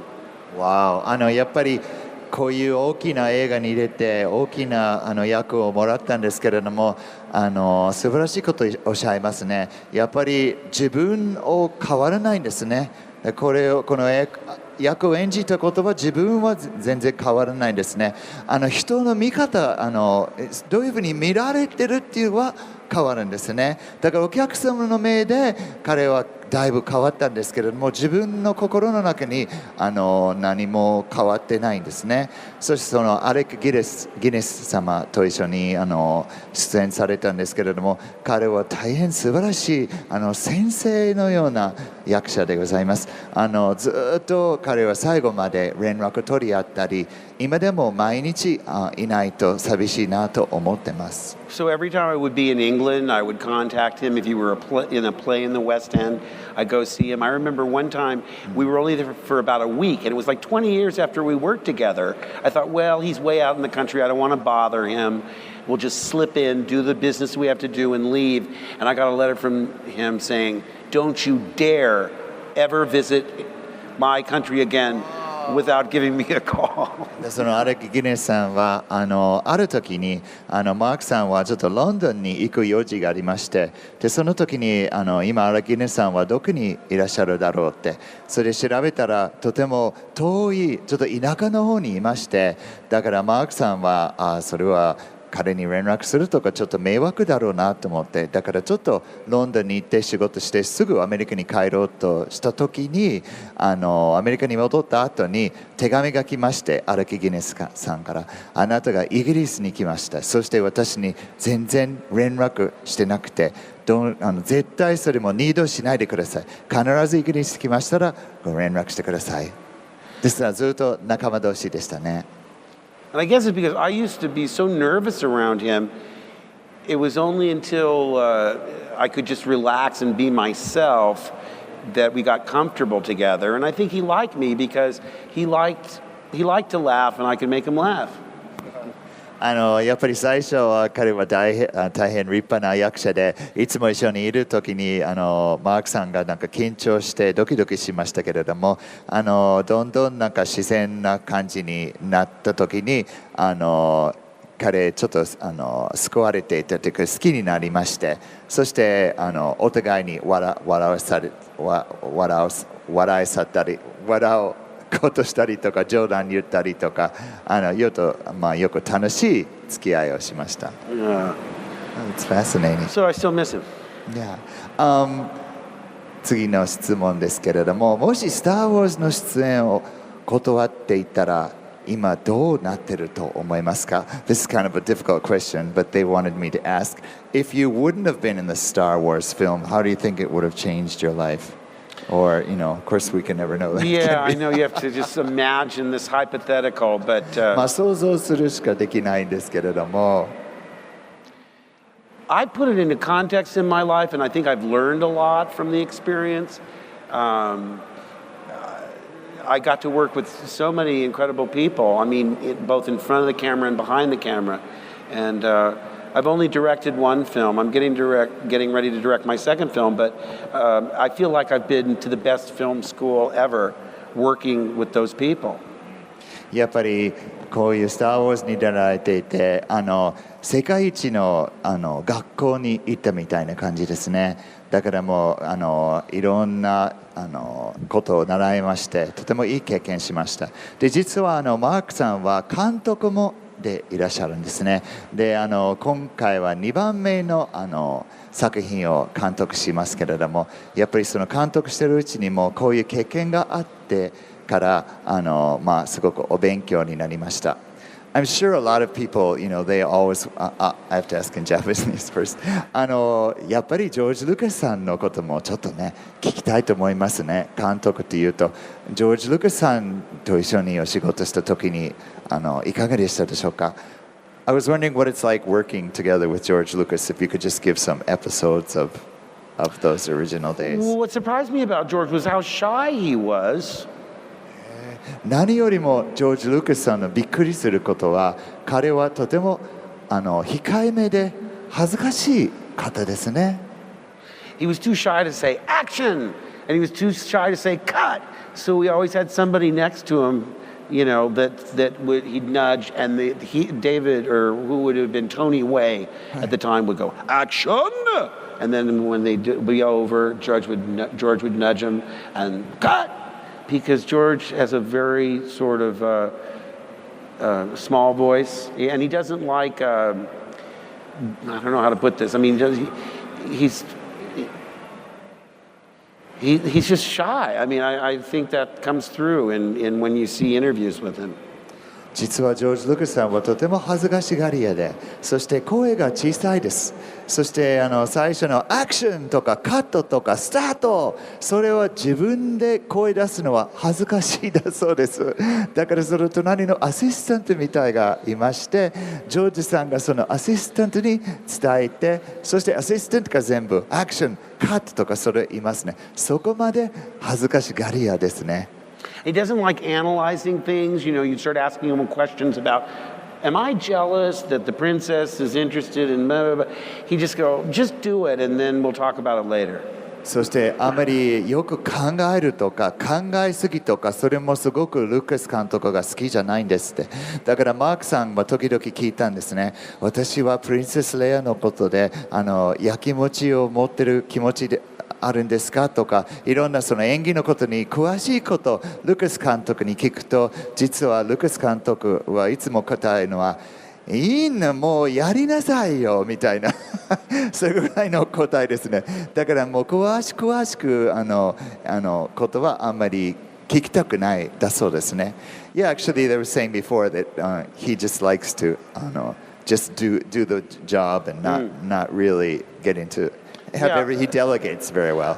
Yes, and I also think that when he picks the people he wants, they're so close to what's in his mind that he doesn't have to do a lot of what we were talking about. 要するにルカス監督さんがとてもいい人を選びますね。だからもう全部その仕事当たり前ですけれども一番よくできる人を選べますので、そしてルカス監督さんはその人にほとんど任せますね。そしていろんなコントローリングすることはしませんですね。I'm sure they are all, 多分皆様はその最初のスター・ウォーズも思い出深いエピソードとかそれはきっと聞きたいと思いますけれどもその辺もちょっと聞きましょう。I'm sure they would love to hear some like special episodes or something that you remember from filming on the original in the original film. Well, I was a busybody. I like to be everywhere. I would go to to Stuart Freeborn's Creature Shop. You had a lot of downtime because there was so much difficulty making such a technically exact kind of picture. So I went to the art department. I really was a curious In other words, like if you ever see a creature in the film, I would crawl inside it. Like the bantha that's outside the cantina, or I was up inside Jabba to see how they work Jabba. I wanted to go in, and I'll tell you, here's a real interesting little... translate. Oh, go ahead. Sorry. 彼は非常に好奇心がありまして、で結構休んでる時間はたくさんありました。でそして彼は全部のところにいろいろ発見しに行きました。例えばジャバとか、そういうよく動物の大きい動物があったりとか、モンスターとか、結局彼はほとんど中に入りまして、どこのところでも行っていろいろ自分でお勉強しましたです。例えば。So we were in North Africa and they had those buffalo-looking things that were tied up outside the cantina. And I crawled up inside of one, and they had finished the inside with paper mache. And I never forgot, while I was inside that creature, I read a review of David Bowie's concert in Paris in the newspaper. 面白いですね。 Now translate that. 難しい。ちょっと訳しにくい答えが多いんですけれども、北アフリカで撮影した時にバファローみたいなものがその最初の映画が出ましたけれども、彼はそのバファローの中に入りまして、でその中に新聞を読んでたんですね。でその時はデイビッド・ボーイさんのコンサートのことについて読んでるその記事は今でによく覚えてるんですね。実はその動物の中で彼をモデルの中に読んだ記事がありましたけれども。 Here's another unusual anecdote. When I was working with Yoda, Frank Oz and his crew would be under the ground, you know, below the floor of the stage. もう一つの面白いことがあったんですけども、ヨーダと一緒にお仕事した時に、ヨーダの下にその土の下にフロアの下に働いてる人たちはたくさんいまして。 And I had a small earpiece in my ear, and they combed the hair. I had longer hair, and it covered the earpiece, so I could hear. It was a radio transmitter, so I could hear Yoda's dialogue. その時に実はここにラジオのセットみたいに耳の方に入りまして、だから全部のセリフがこの中に耳の中に聞こえるんですね。でも実は彼の髪の毛がそれを隠してるんですけれども、実は彼イヤフォンがついてたんですね。 But if I turned the wrong way, I could sometimes lose the audio of Yoda and pick up radio signals. 時々もし間違いを動くと、そのヨーダのおしゃべりがその耳に入らなくて、その土地のラジオがいきなり耳に入りました。ラジオ番組がいきなり入ってたんですね。 So, you know, where I'm in a scene and, you know, Yoda's walking around going, many years have I learned. And all of a sudden he'd go away and you'd hear the Rolling Stones singing Fool to Cry. だからもう大変でね、ヨーダさんがいろいろなんか喋ってる時にちょっと動くといきなりローリングストーンズの曲が変化になりまして、とても大変でした。 So the first time I laughed and Irvin Kershner, the director, said, "Why? What's so funny?" And I said, "I'm hearing the Stones." And he said, "Well, it looked fine. If that happens again and you know the script, just ignore that. And when his mouth stops moving, then give your line." Wow, to think that was 2008, 4 years before the Disney takeover. I mean, the Disney acquisition of Lucasfilm. And once again, Mark talking about how he was the only one of the cast that believed that this film was going to be something. And at the time, he's like, this could be as big as Planet of the Apes. I mean, that was the only thing that Mark could possibly, draw an equivalence to. I mean, that was, at the time, prior to Star Wars, the biggest sci-fi franchise, the only sci-fi franchise outside of Star Trek. And Star Trek really wasn't a franchise till after Star Wars. So Planet of the Apes was the gold standard at the time. And I can just imagine Harrison Ford was probably, the one with the monkeys. What is it? Yeah. I don't think he was a big apey back in his day. Maybe Charlton Heston might have dragged Harrison Ford over to the theater to see that one. Charlton Heston, and Harrison just got, baked just enough to buy a ticket and walk in. And I'm only saying that based on countless of people talking about Harrison and some of his consumption habits. And believe me, I do not condemn the man for how he carries himself. But Jim, it's not that far off. I mean, Planet of the Apes had a television show spinoff. It had a series of, it was 5 films, action figures, toys, lunchboxes. So it really was kind of the Star Wars before Star Wars. Yeah, I remember the Mego action figures. Of course, I remember the lunchboxes and the cartoon. It was a cartoon. Right. Oh, cartoon as well. This thing's going to be more popular than Planet of the Apes. Hey, it's Mark Hamill, that Skywalker guy from those space movies. Rebel Force Radio. Force yourself to listen.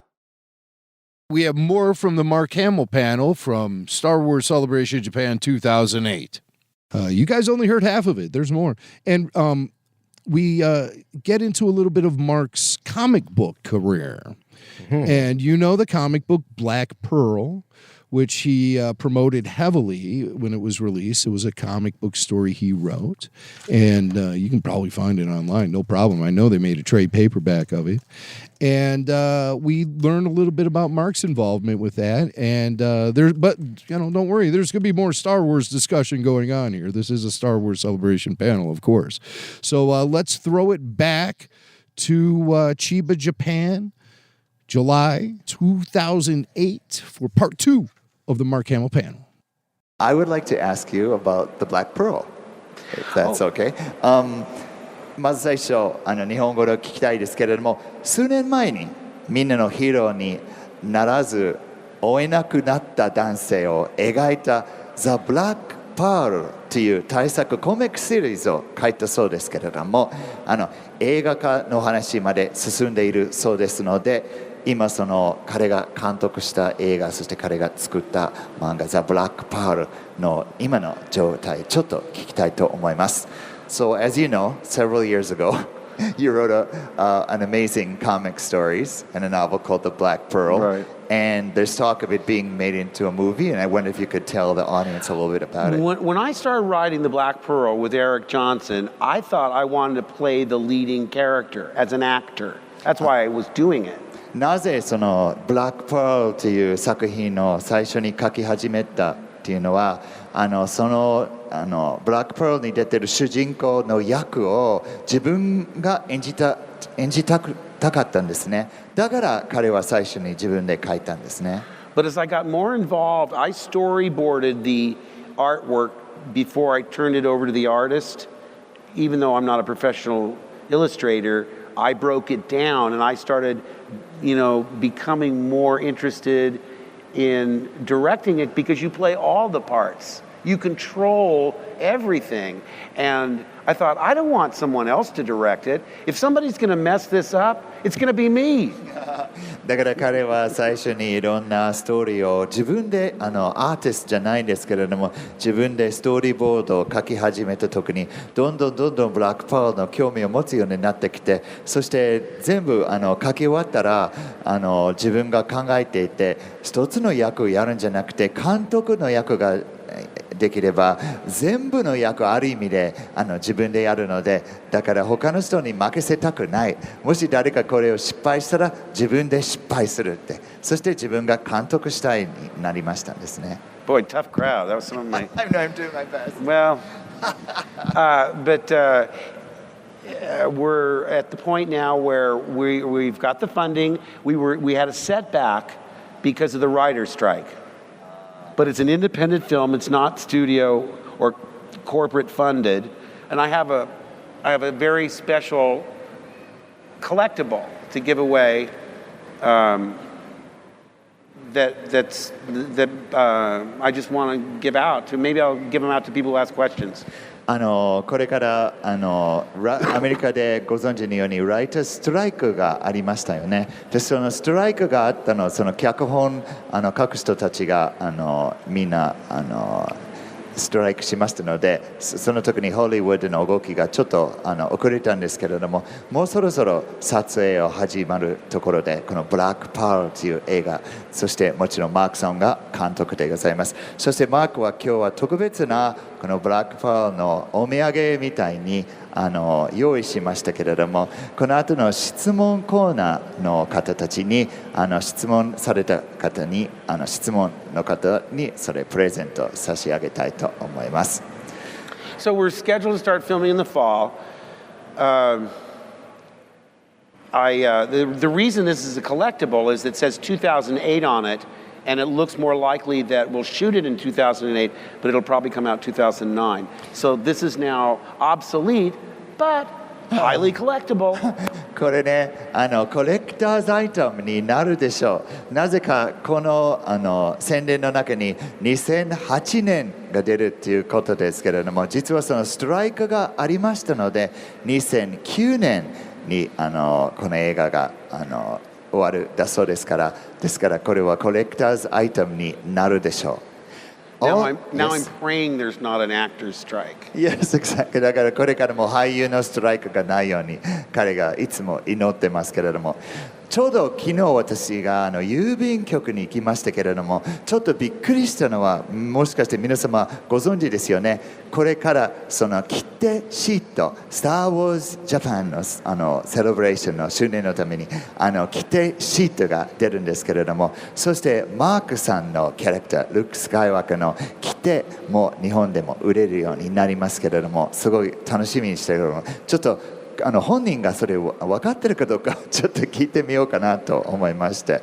Yesterday I went to the post office in Japan, and then I was amazed to see that they're going to start selling your stamp here in Japan, and I was wondering if you were aware of that and how you feel and are excited about it. Well, yeah, they issued stamps in America too, and we were talking backstage that what I found interesting was the postal workers are very aware of the law that you can't put a living figure on a stamp. これは面白いですね。実はアメリカではこの切手も出ましたですね。そしてアメリカの法律になって生きてる方は切手には載せませんですね。ですからもう亡くなられた後に切手のそういう顔にもつけられるんですけれども、生きてる間にそれをつけちゃいけないっていう向こうの郵便局の人たちはよく分かってる法律みたいがありまして。So it honors the character, not the actor who played them. I get that. You know, I だ understand から that. 要するにこの切手はマーク・ハミルさんの お祝いではなく、ルーク・スカイウォーカーのキャラクターということのお祝いでございます。そちらの方は大事にしているということですね。Well, we think it Well, I'm old, but I'm too. not dead. 彼は年取ってますけどまだ死んでないですからね。もう一度ね、長生きしてほしいですね。All right, now I'm starting to get a few laughs, warming up まあ the ちょっと crowd. 笑い始めたこと安心しましたね。この辺でお客様のご質問を聞きたいと思いますけれども、こちらの方にマイクロフォンを用意します。ちょっと早いもの勝ちですので、どうぞ前の方に急ぐラッシュがあるとあれですけど気をつけてくださいね。こちらの方に並びますので、どうぞ皆様、そして質問の方はプレゼントも置いていただきますけれども、早いですね。あ、さっきも質問しましたけど、上手ですね。はい。Nice to meet you. Nice to meet こん you. にちは、はじめまして。はい、映画を見てよくルークがライトセーバーをフォースで取るじゃないですか。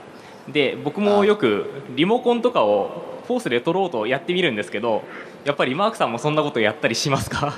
He says he notices that often he reaches down to get the lightsaber, and he often wonders if he can do that with a remote control. And have you ever thought about that, using the lightsaber with a remote control? Well, I love all the gadgetry. I love all the toys. まあスター・ウォーズの中に使ってるおもちゃ全部大好きです。See, I would always be the one that loved all the gimmickry.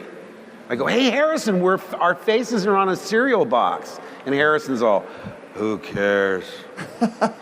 彼いつもスター・ウォーズについて何でもエキサイトして向こうがシリアルありますよね。朝ごはんの食べ物ですけれども彼らの顔はその商品の中にも何回も出たんですけれども彼はすごいエキサイトしましたらヘリソン・フォードはそれを商品を見ましたらああそうどうでもいいみたいなことをしましたけれども。Yeah, but no, I thought about all those kind of things. I loved playing. It was like a gigantic playground, and they just gave me all the toys that I could have dreamed of when I was a little boy. もう彼はね、若い頃の夢のような遊び物はいっぱいありました。これ全部大好きだっただそうですね。はい、それも考えましたということですね。はい、ありがとうございます。はい、Koi tashimashite. Hey, yes, and just because I want everybody to know about this project, because it's one I care about, I want to give them to you, but I want you to tell your friends. そして彼はこの映画をとても大切にしてますので、心の中に大切しているもので、ぜひ皆様お友達もお伝えください。ブラックパワーという映画のことをお忘れなく。はい、どうぞ。マカルミさん、はじめまして。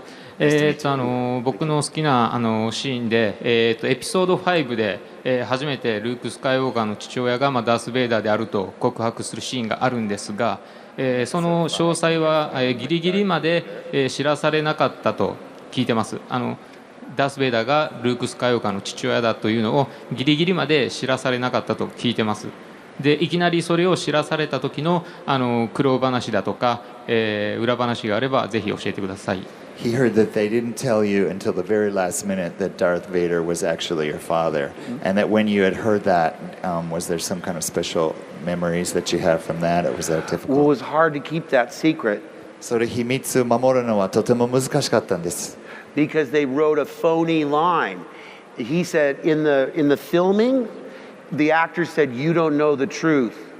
Obi-Wan killed your father." そういうセリフがありました。あなたは真実を知りません。オビワンはあなたのお父さん殺したっていうセリフがありまして。And I screamed, "No!" Just like it was. But I knew that later they would dub in, "I am your father." And I thought, wow, that's great. They said, you can't tell anybody. You can't tell your wife or your family or Harrison or anybody. So I had to keep that secret for over a year and a half. 1年半その秘密。Nearly killed me. 1年半その秘密を思ってたんですね。それを実は言ったんですけれども、彼はその後にボイスオーバーで実はそれを変わると思ってたんですね。でもその時にその秘密は誰に言っちゃいけないと言いまして、ご家族でも自分の、ね、お父さんお母さんでも絶対言っちゃダメで、1年半でその秘密を持っていて、もう死にそうぐらいになりましたね。ありがとうございます。Oh, sure. そちらにも。Oh, you've got some too? All right, we're going to hand them all out. Don't worry. There's people wandering around. We have about 300 of them. And thank you, and you too. Just toss them around. Hello. はじめまして。お会いできて嬉しいです。I'm so happy to meet you. Thank you.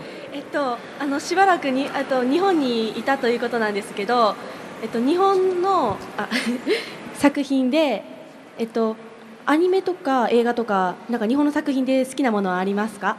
You were in Japan for a while, so I'm wondering if there's any Japanese movie or any Japanese special animation that you like? Yeah, I used to watch Speed Racer and 特にスピードレーサーは大好きでした。But I love Kurosawa. I love Hidden Fortress and Seven Samurai and やっぱり七人の侍と黒澤明は大好きだそうですね。Hidden Fortress is what George got a lot of Star Wars from. 要するに黒澤の映画からジョージ・ルーカスはたくさん盗みましてスター・ウォーズを作りましたとおっしゃってるんですけれども。It's the same plot. よく考えると同じですね。Yeah. ありがとうございます。Thank you. And by the way, I said to George on the first movie, I said, Darth Vader, that's kind of close to Dark Father. And he didn't say anything, he just laughed. And later I thought back and I thought, ooh, I got that close to solving the mystery. Wow. Because I said, how did you come up with like Darth Vader? And I thought Vader sounded like father in like Dutch or German. Vata, you know. So, but, you know, he 面白いですね。だから一番最初にマークさんがダース・ベイダーがダーク、暗い、ファーザー、暗いお父様と非常に同じに聞こえるだろうとルカスさんに言いまして、そして、実はそれはもしかしてジョージ・ルカスさんも一番最初に考えてた秘密かもしれないですけれども、でもマークさんの話でもうすぐそれを分かってたんですね。ダース・ベイダーがダーク・ファーダーという意味かもしれないですね。暗いお父様、ダークお父様ですね。はい。いいですか? I realize now, I was asking all these questions about like, how come I'm living with my aunt and uncle? Where's my mother? Where's my... And he would tell me all the answers, but he was lying. He would just make stuff up. よくルカスさんに私のお母さんはどこと役のことについてね、なんでここに住んでるとか、私の親はどこですかとか、そしてルカスさんはよくいろんなちょっと嘘の答えをしまして、やっぱりマークさんはそれ本当のこと知りたくなくしてほしくなかったんですね。No wonder he doesn't like actors. We ask too many questions. やっぱりね、ルカス監督は役者あんまり好きじゃないですね。質問が多すぎるからね。それはあんまり気に入ってないんですね。ありがとうございます。はい。ありがとう。はい、いただきました。さっきのどうぞいただいてください。Sure, I got one. Paper, yeah. Here. Here, take them all. Yes, step right up. What's your question? You're welcome. Welcome. Welcome. Welcome. You're welcome. Now, there's people out there that have more, and I'm going to bring more tomorrow and the next day. But can she shake now your hand I'm all to out. Mark? Oh, yeah, sure. That's my mechanical hand. 温かい拍手をお願いいたします。はい、どうぞ。Nice to meet you. Nice to meet Welcome you. in Japan. 映画でハリソン・フォードさんと一緒に共演されていることが多かったので、その辺で2人でやってる時に何か面白いエピソードがあれば。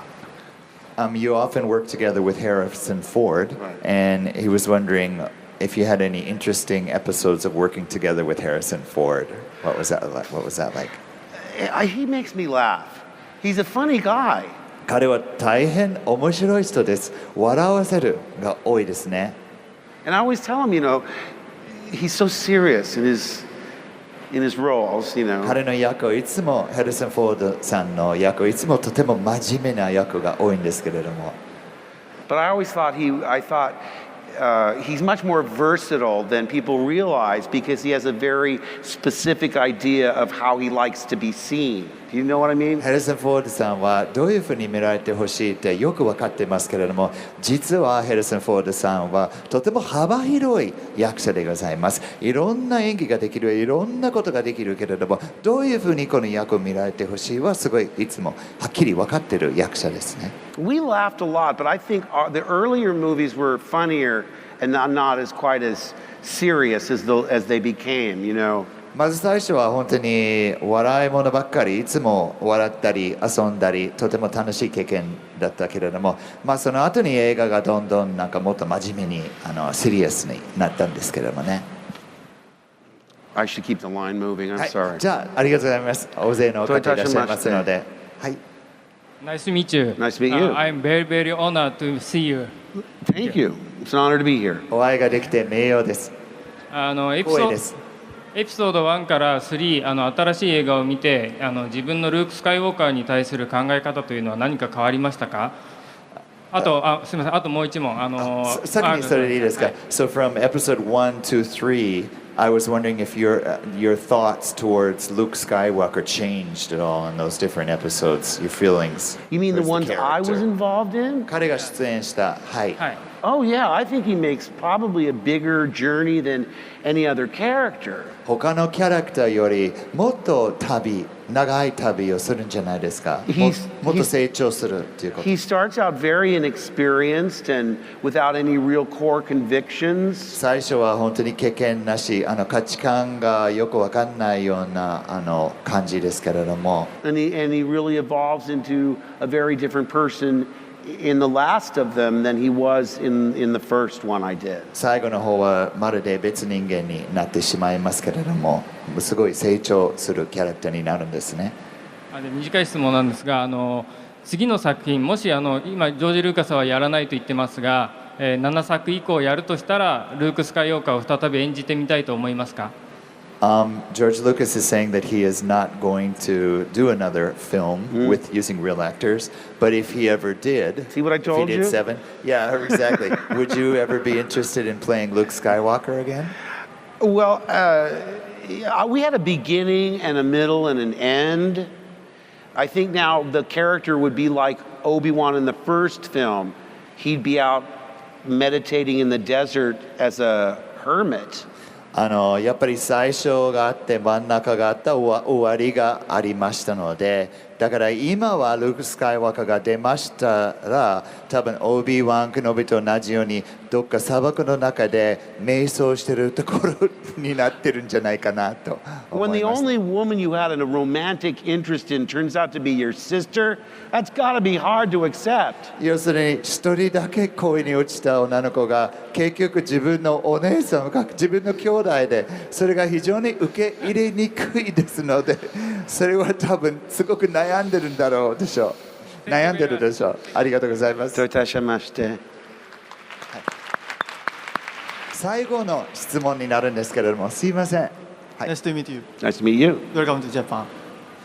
質問なんですが、マーク・ハミルさんが出演されたエピソード4から6までと比べて1から3、もちろんご覧になっていると思うんですけど、1から3のエピソード1から3の良かった、比べて良かったところと、もしあれば良くなかったところというのをお聞かせ願いたいと思 If い you ます。 compare the 3 movies that you were in to the 3 other movies, what were the, in a very short answer, because Okay. we're kind of over time, what were the good or the better points and the worst points? Well, I'm just thinking we were like a garage band compared to that orchestra. You know, if it were music. まあ、時代の映画、彼が出た映画はガラージバンドみたい、インディーズバンドみたいなことは、そして最近の映画はフルオーケストラのような感じ、まあ、音楽として言えば。We were less is more, they are more is more. Less is more っていう英語のことわざあるんですけれども、もっと少ない方がもっとすごいとか、もうそんなにやらない方がもっと感動的っていうか、そちらの方は彼らでしたね。今はもっとあった方がもっと何があってももう足りないような感じですね。はい。そういうことです。ありがとうございます。ありがとう。ありがとうございます。じゃあ、マークさん、would you mind coming out in front and just 皆様、もう一度マーク・ハマさんに大きな温かい拍手をお願いいたします。Well, thank you all so much. I met a lot of you today. I hope I get to meet a few more of you tomorrow and the next day. You got to be the most accommodating and warm people. I mean, I just can't get over how welcome you've made us all feel. And you all want to know what day it is. Can you sign your name? And can you put your date? I love that. It's very unique to Japan. You all want to know what day it is, and I think that's important.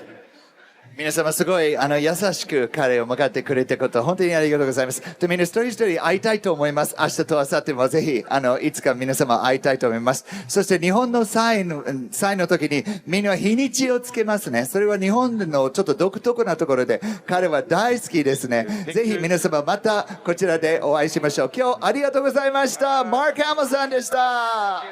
You know, it's funny that he talks about Harrison Ford being, you know, when he says to him, he's like, you know, I think he's a more versatile actor. He's a more versatile guy than he gives him credit for. But he cares so much about how he's seen. He's a really funny person. And now fast forward 17 years, he's doing a television show for Apple Plus called Shrinking, and he's hilarious in it. in that, of course, very droll, dry Harrison Ford way, but his comic timing is really great. So nice to see that Mark Hamill was right. Mark is he's a showbiz guy, and he understands talent, he understands funny, he understands all those things, and it's like he saw that in Harrison before even Harrison might have seen that in Harrison. Probably. Harrison Ford, a force to be reckoned with, and Mark really, I think he and Carrie really looked up to Harrison. Carrie did because she was like 5'3". Hello. But it's a shame that he never did get that Black Pearl project done. Yeah. It is available as a trade paperback edition. It's been remastered, so it's now suitable for all ages. So it's not just for the grown-up comic book fans, because there was some adult content in it. So, but it's still available, the story. But never became a movie, even though he was sure they were going to start filming. Just never happened for Mark. But he's seen a career revival that I bet he wasn't even thinking about back in 2008, right, courtesy of The Force Awakens and all of the great projects he's done in the wake of that, which is something that Mark was due that decades ago. So I'm glad he's sure was cashing in his Star Wars chips, and his acting career is really, really thriving right now, which is great to see. Great to see. What's also been great to see is the influx of supporters who have joined the community at Patreon, patreon.com/Rebel Force Radio. They're supporting RFR. They're getting exclusive bonus podcasts. They're getting full show video. They're getting early bird ad-free access to all the podcasts. And what's great about Patreon is that they give you an RSS code that you can copy, paste into your podcast player of choice, and you can receive all of our audio podcast releases on your favorite podcast player. So if you like it on iTunes, you can use iTunes. If you like it on Spotify, you can use it on Spotify. However you get your podcasts, the same way you're getting this show, you can get all of our Patreon stuff. We just recently put up instructions to remind the supporters in the community about how to do that. So that's currently on the front page at patreon.com/Rebel Force Radio. We got a clip coming up from one of our exclusive RFR Q&A episodes from Patreon. It's coming up in just a few minutes. It's a General Grievous quiz that I think you guys are going to have a lot of fun with. I certainly had fun with it when it was happening. And Patreon is the only place where you can get each and every episode of RFR Q&A. You can also get episodes of the Babu Freaks and RFR RPG. Those are the current podcasts we have happening on Patreon, but there's all sort of surprises going on there too. We try to make the community as interactive as possible, so we have an entire collection of RFR Star Wars collections. So we have the RFR Collector Spotlight, which features a ton of great photo galleries and some videos even of RFR Patreon community members' Star Wars collections. And when I finally decide to provide photographic evidence of my collection publicly, the first place I'm going to share it with is RFR on Patreon. So you don't want to miss out on that. And also, the feedback we've been getting from our Patreon supporters are really excited about this RFR at Rancho Obi-Wan on September 6th. And they're going to have first access to the tickets, and I have a strong feeling they are going to eat up a lot of those tickets. So if you want to make sure, if you want to guarantee your spot with us on September 6th in Petaluma, California, at the world's largest Star Wars collection, according to the Guinness Book of World Records, and the home of the great Stephen J. Sansweet, well, you have to get on board with Patreon, because that way you'll get first access. So people are very excited about it on Patreon. You love Star Wars. Rebel Force Radio. We're excited for you to hear this next clip. It's the General Grievous quiz from RFR Q&A, number 237 with Ash from London. The episode is titled The General Grievous Appreciation Society. And so you might be hearing some gushing over our favorite robotic separatist general. who's nothing but heart, really. The guy's just nothing but heart. I mean, literally, he's nothing but heart. Good old General Grievous. So let's dive right in. You fool! I've been trained in your Jedi arts by Count Dooku. I've got a short Grievous pop quiz for you. Okay. The Grievous quiz. Yeah. Now, it's, to be honest, it's an entry-level quiz. Well, okay, good. 10 out of 10. You should get 10 out of 10. We'll see. You know, people say that, and then all of a sudden they'll throw a curveball at you. But I'm ready for you. I'm ready for you, Ash. Cool. Yeah. And then we can just dive a little bit into the history and how cool this character is. And right on. My wish is that we see some more of him. I mean, I think he's worthy of a standalone series. You know, he's that cool. But we'll see. Okay, so question one. Here we go. We need the "Who Wants to Be a Millionaire" music right now, don't we? Yeah.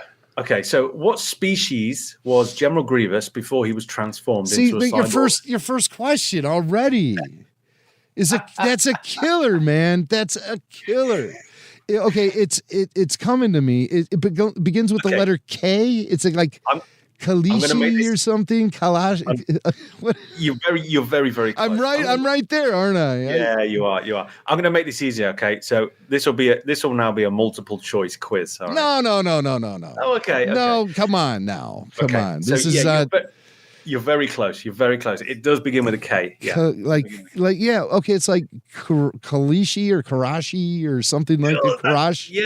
Karash.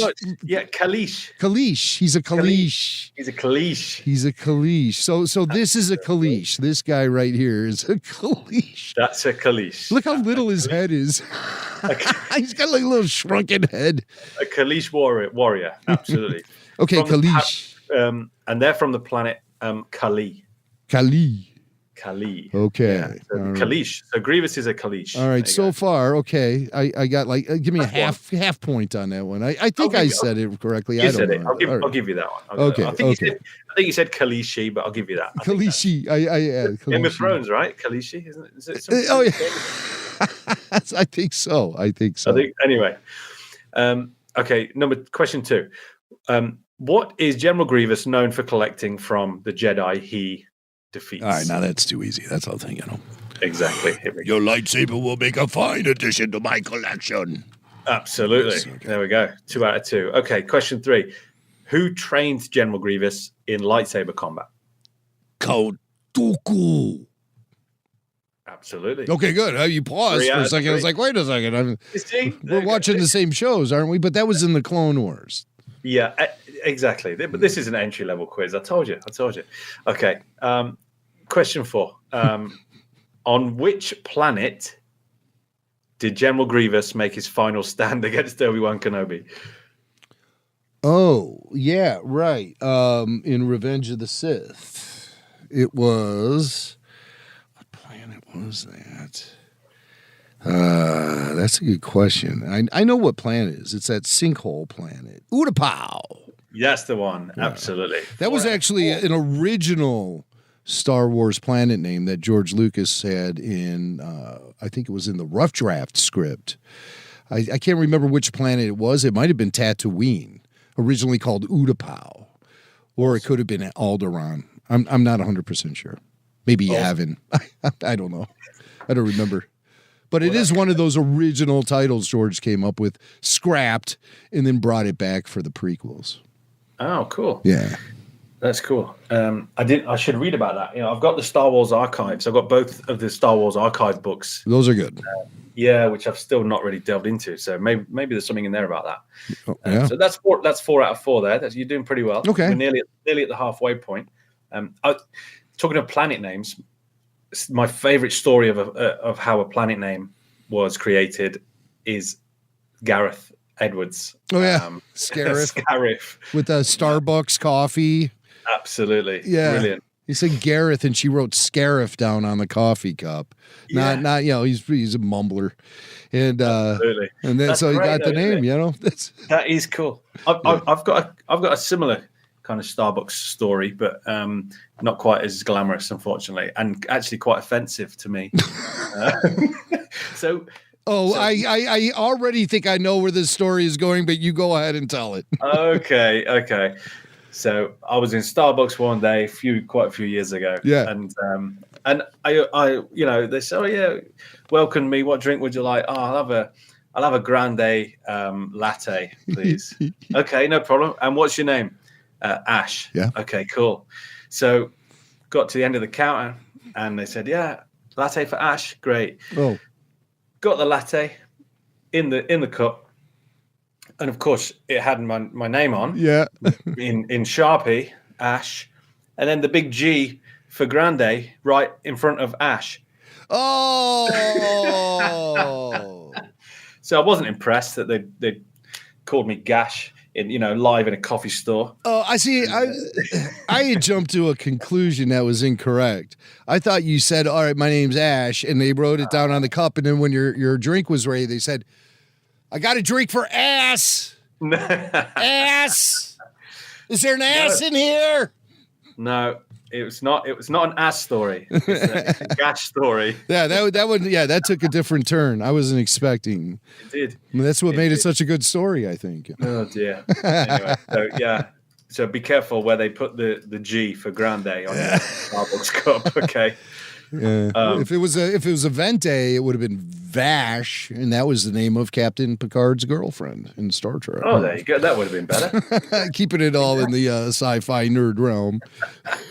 Okay, 4 out of 4. Question 5. Here we go. What was the name of General Grievous's flagship during the Clone Wars? Ooh, see, these aren't that easy. That's a good one. You have to really be on top of it.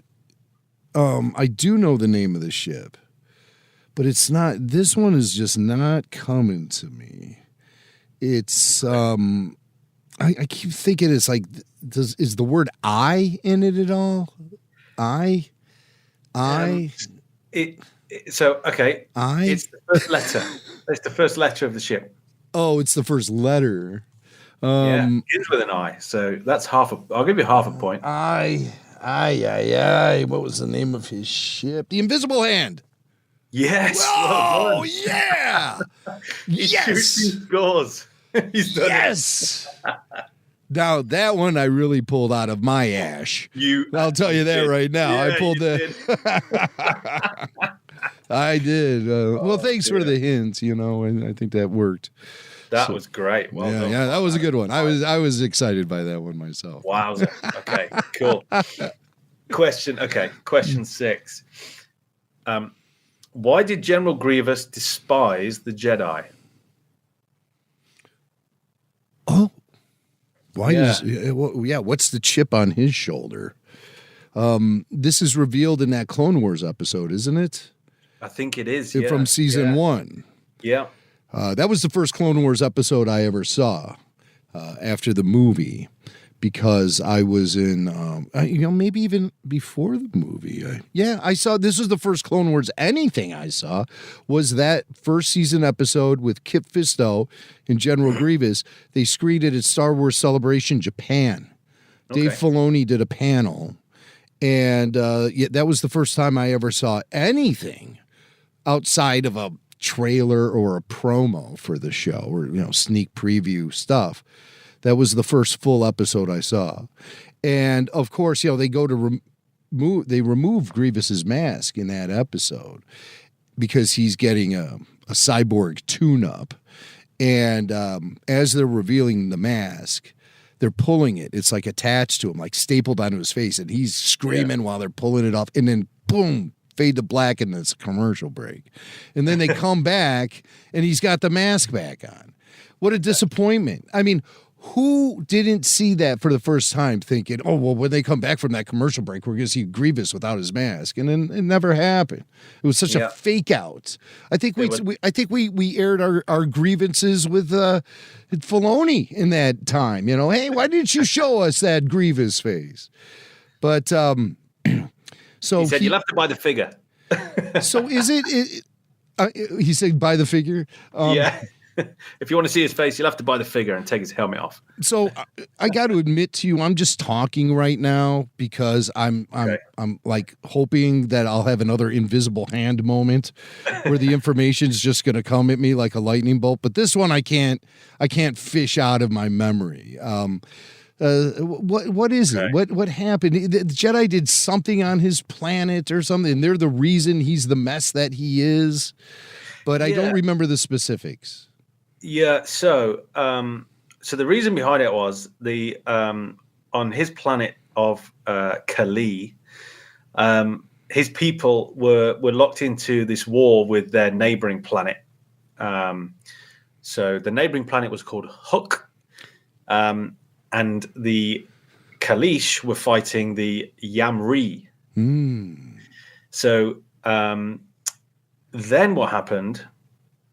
The Republic sided with the Yamri, who Grievous's people were fighting. So because the Republic decided to help the neighboring planet that they were warring with, he then got his got this chip on his shoulder against the Jedi Order for helping his rivals defeat more of his people. And that makes sense. Yeah, so that's why he despises the Jedi. They killed his family and his people. Well, that would do it. That would absolutely, do it. Absolutely. And so, how did he sustain the injuries? I was doing a bit of homework on Wikipedia as well. I'm not just pulling this out of my sheet as well. So basically, after the Kalish were defeated, because the Republic helped the neighboring planet, they managed to defeat the Kalish and Grievous's planet and people. He obviously sought revenge. And it says that Count Dooku and Darth Sidious saw his potential as a warrior because he was winning all the battles, previously. And Count Dooku and Sidious arranged for his shuttle to be sabotaged, causing a crash that left him near dead. So then Dooku's agents recovered his body and what was left of his body, and reconstructed him into the cyborg that we know. That we know and love. Exactly. And the design is just absolutely awesome. It is. So, obviously his brain and his heart and vital organs were preserved. They replaced everything else, as you can see, with the metal skeleton stuff. So but also it says to fuel his hatred for the Jedi, which Grievous already had, and obviously Dooku and Sidious they're gonna try and make the most of that. Dooku manipulated Grievous's memories when they put him back together, blaming the Jedi for his injuries and the crash and the suffering for his people. So, and then Dooku trained him up in the Jedi arts, etc., to become the warrior that they then used as a puppet to lead the droid army, and the rest is history. Yeah. Well, it's kind of cool too how Grievous himself became convinced that they were improvements.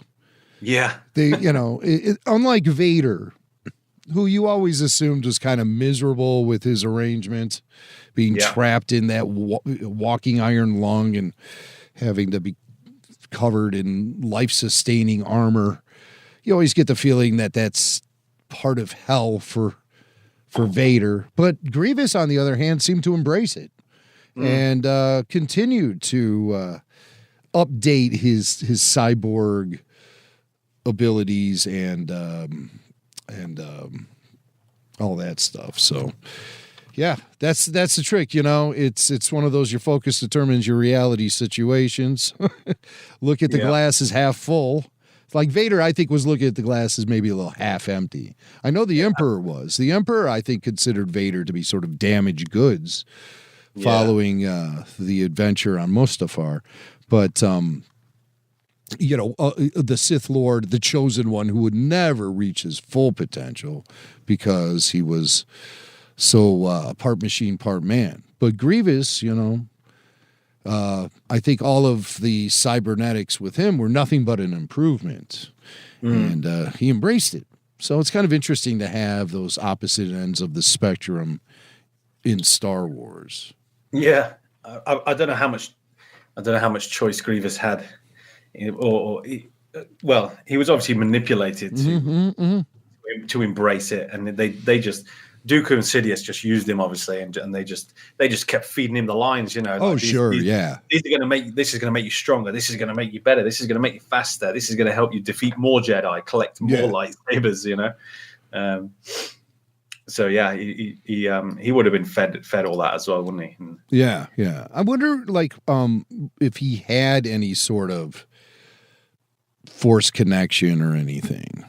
I mean, that never really gets explained, but sure, he has multiple limbs and stuff, but what makes him formable enough to be able to wield a lightsaber and all of that? I always assumed you had to have some sort of connection to the Force to be able to effectively duel with a lightsaber.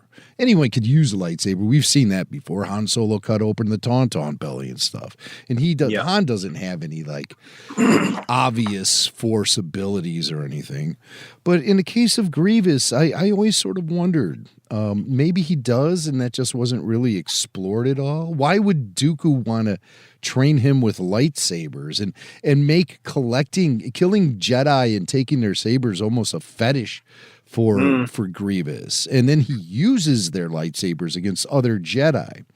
What gives him the right if he has no connection to the Force? You could train him with just about any sort of weapon, and he would have the edge, having those limbs that can separate, and he could become a four-armed warrior. Why the lightsaber, though? I mean, why couldn't they just give him like a battle axe or something? Well, yeah, I mean, obviously he was always after Jedi. Maybe in the Star Wars universe, they haven't yet come up with the phrase "fight fire with fire." Right. Maybe I don't know. Well, I mean, he obviously was more than just a separatist leader and someone who could lead those mechanical battle droids. He obviously was honed as something of a Jedi killer, a Jedi hunter. Yeah. You know, specifically given those skills to wipe out Jedi. I think this leads to, you know, how interesting it would be to explore his backstory as to when he was a warrior on let me check the planet name, on Kali. You know, when he was a warrior on Kali, you know, I'd love to see him in his own environment doing what he does, doing his warrior thing before, you know, how good he was at that and what made him special in terms of fighting those wars on his home planet. You know, that would be pretty cool. I'm pretty sure that there was a Dark Horse comic back in the day, like 20 years ago or something, that really explored that. It was just like one single issue where some of Grievous's story was told. So I would recommend looking that one up. It's just, you know, my fuzzy memory. Maybe if I poke around for a minute, I can actually tell you which one it was. But oh man, yeah, I'll definitely look that up. That's for sure. But you're right. It's other people have used lightsabers before. He's obviously got the advantage of the several arms and stuff, hasn't he? But so we're on 5.5 out of 6. Okay. Okay. Number 7, easy. You've already mentioned it. How many arms can General Grievous split into during battle? 4. 4, easy peasy. Yeah, I mean, really, his arms just split in half. Okay, cool. So, question 8. I think this is probably the trickiest question on the whole quiz. So, what was General Grievous's original name before he became a cyborg? Oh, see, that's a real tough one. And the action figure had that name. It was something like Run-a-Roll Revis. No. I can't recall. But if I keep flipping through this comic book that I'm looking at, I'm trying to see if I found that specific comic that shows, because there was a mini series from Dark Horse back in 2005 called General Grievous. You could get it as a trade paperback or read it on Marvel Unlimited or whatever. But in that book, it tells a story about Grievous. I'm flipping through it. I could have sworn it had a flashback that showed Grievous prior to becoming a cyborg. It kind of gave you an idea of him. He was a military leader on his planet. You know, he was a warrior, like you said. They were warring with another planet. But as I'm flipping through this, I'm already on issue 3 of 4. I'm not seeing any flashbacks yet. But I will find that comic for you. And in that comic, I'm sure it reveals General Grievous's actual, like, his birth name. Yeah. But something tells me there are apostrophes in it. There isn't. But there's a bonus 50 points if you can spell it. I can't even remember it, much less spell it. What was his name? Yeah, what was his name? So his name was, and I'm probably going to butcher this, his name was Kaiman J. Shilal. There it is. Okay. Kaiman J. Shilal. Yeah, just rolls off the tongue, doesn't it? It does, yeah. Kaiman, spelt Q-Y-M-A-E-N.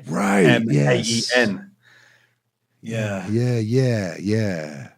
Now, see, that's a hardcore, difficult question now. You know, I mean, that's a real rough one. That would have impressed me. So, you know, if you'd got that, but you know, you thought this would be an easy quiz. 10 out of 10, you said was a sure thing. But I mean, that question right there is pretty rough, man. Yeah. Okay, I'll finish with 2 easy ones. For you then. All right. Thank God. Okay, so question 9: which Jedi was the first to encounter and survive a duel with General Grievous? The first Jedi. Yeah, and I think you mentioned the episode. Oh yeah, with from the Genndy Tartakovsky series, right? Or do we want to just stick with the George Lucas one? It would have been Kit Fisto, right? Correct. Okay. Yes, the Lucas. Yeah. But if you think about it, when Grievous is introduced in the Genndy Tartakovsky series, he takes on Ki-Adi-Mundi and some no-name Jedis who are they crash land their ship and they have to face him. And I always just remember the one Jedi looked a lot like Shaggy from Scooby-Doo. Okay, listen up. This is the comic book you want, okay? Okay. It's called Star Wars Visionaries. Okay. And it tells Grievous's origin story. Perfect. Kwaiman J. Shilal, that's the one. That's the one you want to look for. Star Wars Visionaries. I think it was like a trade paperback, and it came out in 2005, and it features this story about Grievous that shows him in the early days and stuff. So that's the one you want to look for. Yeah. Absolutely, that'll be the first thing I do after this. Yeah. After this show. Yeah, for Visionaries. Sure. Yeah, absolutely. Awesome. I'm jump straight on the iPad and get that tonight. Yeah, for sure. You have to. For sure. Cool. Okay, so last question. Go. How did Obi-Wan Kenobi finally kill General Grievous? Well, I mean, obviously he shot him with a blaster. So uncivilized. Absolutely. But, yeah. It's like he kills him. He kills a man, and he's such a snob about it. He's like, yeah, I killed him, but it wasn't really satisfying with a lightsaber. I shot him with a blaster. I know. It's like that's the problem here. Not that you just killed the guy, but no, Grievous, he had to go. I mean, that's the cost of war. Obi-Wan was doing the right thing. Don't get me wrong, but for a Jedi to kill anyone seems sort of Yeah. You know, I mean, that's something that it's a bit like Batman killing somebody, isn't it? I guess. right, yeah, or Superman even. Superman kills General Zod in that movie, and he goes, "No," he didn't want to have to do it, but he did it. Yeah. And so Obi-Wan Kenobi should have been sort of the same way. You know, I didn't want to do it. I didn't want to take a life, but it had to be done. But no, Obi-Wan, he turns into a snob about it. So uncivilized. Well, I couldn't stop at listening to Ash's wonderful accent. I love that British accent. I could hear him talk all day. And Jim, like I said at the top of the show, Grievous is a very important, he's a pivotal character in the Star Wars saga, at least in terms of the trajectory of the galaxy through the Clone Wars. And hearing this deep dive into his history, you can't help but be somewhat sympathetic towards him in some ways. And what I keep thinking is, like, even though he's been left largely to the comics and the novels to tell his story, a little bit in the Clone Wars, but the Clone Wars just deals with Grievous mainly as he is. We don't really get into Grievous's head much or get into his origin. I couldn't help but think that if they do ever make good on this idea of doing a live action Clone Wars series where you get Hayden and Ewan back together, and the actress that played young Ahsoka, I can't think of her name right now. Ariana Greenblatt. Yeah. If they ever get a chance to do that, did you hear how quickly Mac just pulled that out of nowhere? Ariana Greenblatt, like that. It's amazing. I'm a the way his mind works. But if they ever pull that off, wouldn't it be cool if maybe they would tell a parallel story of General Grievous's origin? I think it'd be great. I think that Grievous is important enough that I'd love to see live action take that on. Why not? Matthew Wood is still employed at Skywalker Sound, a Lucasfilm limited division. And, he would dive at the chance to revoice that character. The last time we saw Grievous was in Tales of the Empire during the Morgan Elsbeth episodes. The first one when they attack the Night Sisters, the Separatists do. And that's the last we've heard of Grievous. So he's always around, Let's put him in play back in live action. Why not? I mean, geez. Or even animated. Why not? We were talking about the Rishi Maze a little bit earlier. Yeah. General Grievous has a history back there at the Rishi Moon Outpost. Where he orchestrated the assault there. And so it's also very close to Camino. And of course, it all comes full circle. It all comes back to the Rishi Maze. Is that a Clone Wars episode? No, that is that's an EU. That's a comic book story there. Well, that's the Rishi Moon, not the Rishi Maze. So Rishi Moon, Rishi Moon. But the Rishi Moon is in the Rishi Maze, dude. That's what we'll call our band, the Rishi Moon. Oh yes, and what we'll do is we'll show up everywhere Rishi Maze shows up, and we'll undercut them by like 10%. Yeah, we'll be busking out in front of the venue, so you don't even have to pay to cover and go in. Just throw some loose change into our guitar cases. Chewie, get us out of here! All right, that's going to wrap things up for us here this week on Rebel Force Radio. A very special episode. Thanks for hanging out with us. I know it was a surprise to all of us except Jimmy Mack. So I hope you enjoyed this From the Vault episode and had a chance to get an idea of what is available to you when you become a Patreon member and get those exclusive podcasts like the Q&A that we've been telling you about. So please do give it a shot. Check it out over at rebelforceradio.com. You can just click on the Patreon banner or go to patreon.com/rebelforceradio. And as we said earlier, when we do these special events, boy, oh boy, it's a great time to be a Patreon supporter because you do get first crack at the tickets. And our September 6th event at Rancho Obi-Wan is going to be exclusive. We don't have, we can't have hundreds and hundreds and hundreds of people at this thing. So make sure that you are a supporter, and that will help guarantee seats for this big event on September 6th. You do not want to miss it. And And that's not all the benefits of being a Patreon supporter. Again, you get the early admission to events or access to tickets. You get the exclusive podcast. You also get ad-free Rebel Force Radio, as well as the full show video. That's all available for the all-access members and above, so check it out. All those details can be found patreon.com/Rebel Force Radio. If you do want to watch more of Rebel Force Radio, we do have a YouTube channel. We release highlights from the show, as well as just really housing just a complete repository of greatest hits and interviews and clips, segments, all that stuff you can find on our YouTube channel. So please subscribe, like, and comment today. We're on all of the social channels like Facebook and Twitter and Instagram. Did I say Twitter? I meant X. X, old habits. As well as TikTok. Mac laid down last week that we're on TikTok. Sometimes yeah. Sometimes we are. I don't even know how yeah. it happens, but it does. Threads, Blue Sky, YouTube, all that. We're on here. All We're that everywhere. stuff. We're everywhere. Website, the official website for all things and everything, Rebel Force Radio, rebelforceradio.com.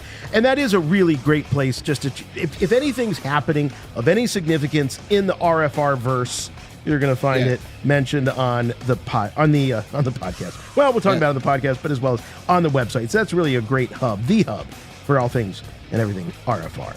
Totally. So if you want to support the show, Patreon is a great way to do it. But one way you can do it, and it costs you nothing, and that is to do what you're doing right now, which is keep listening and keep letting your friends, your Star Wars friends in your life, know about Rebel Force Radio. We grow very much organically here, so please do spread the word.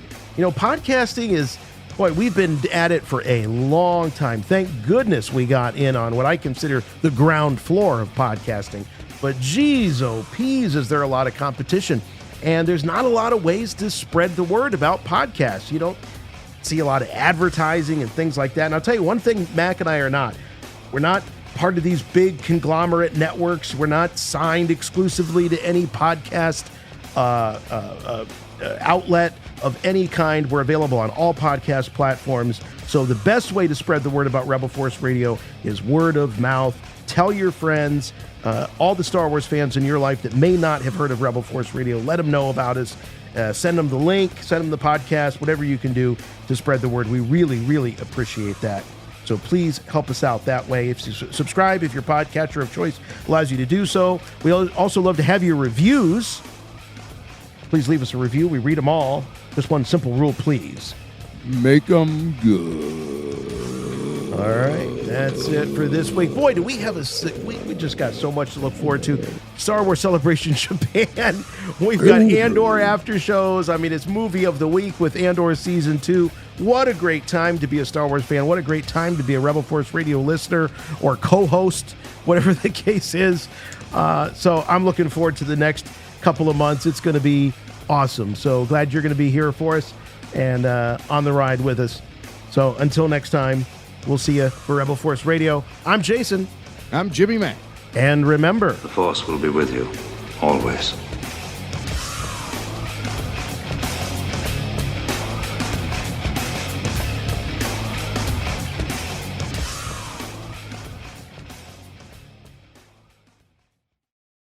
This thing's going to be more popular than Planet of the Apes.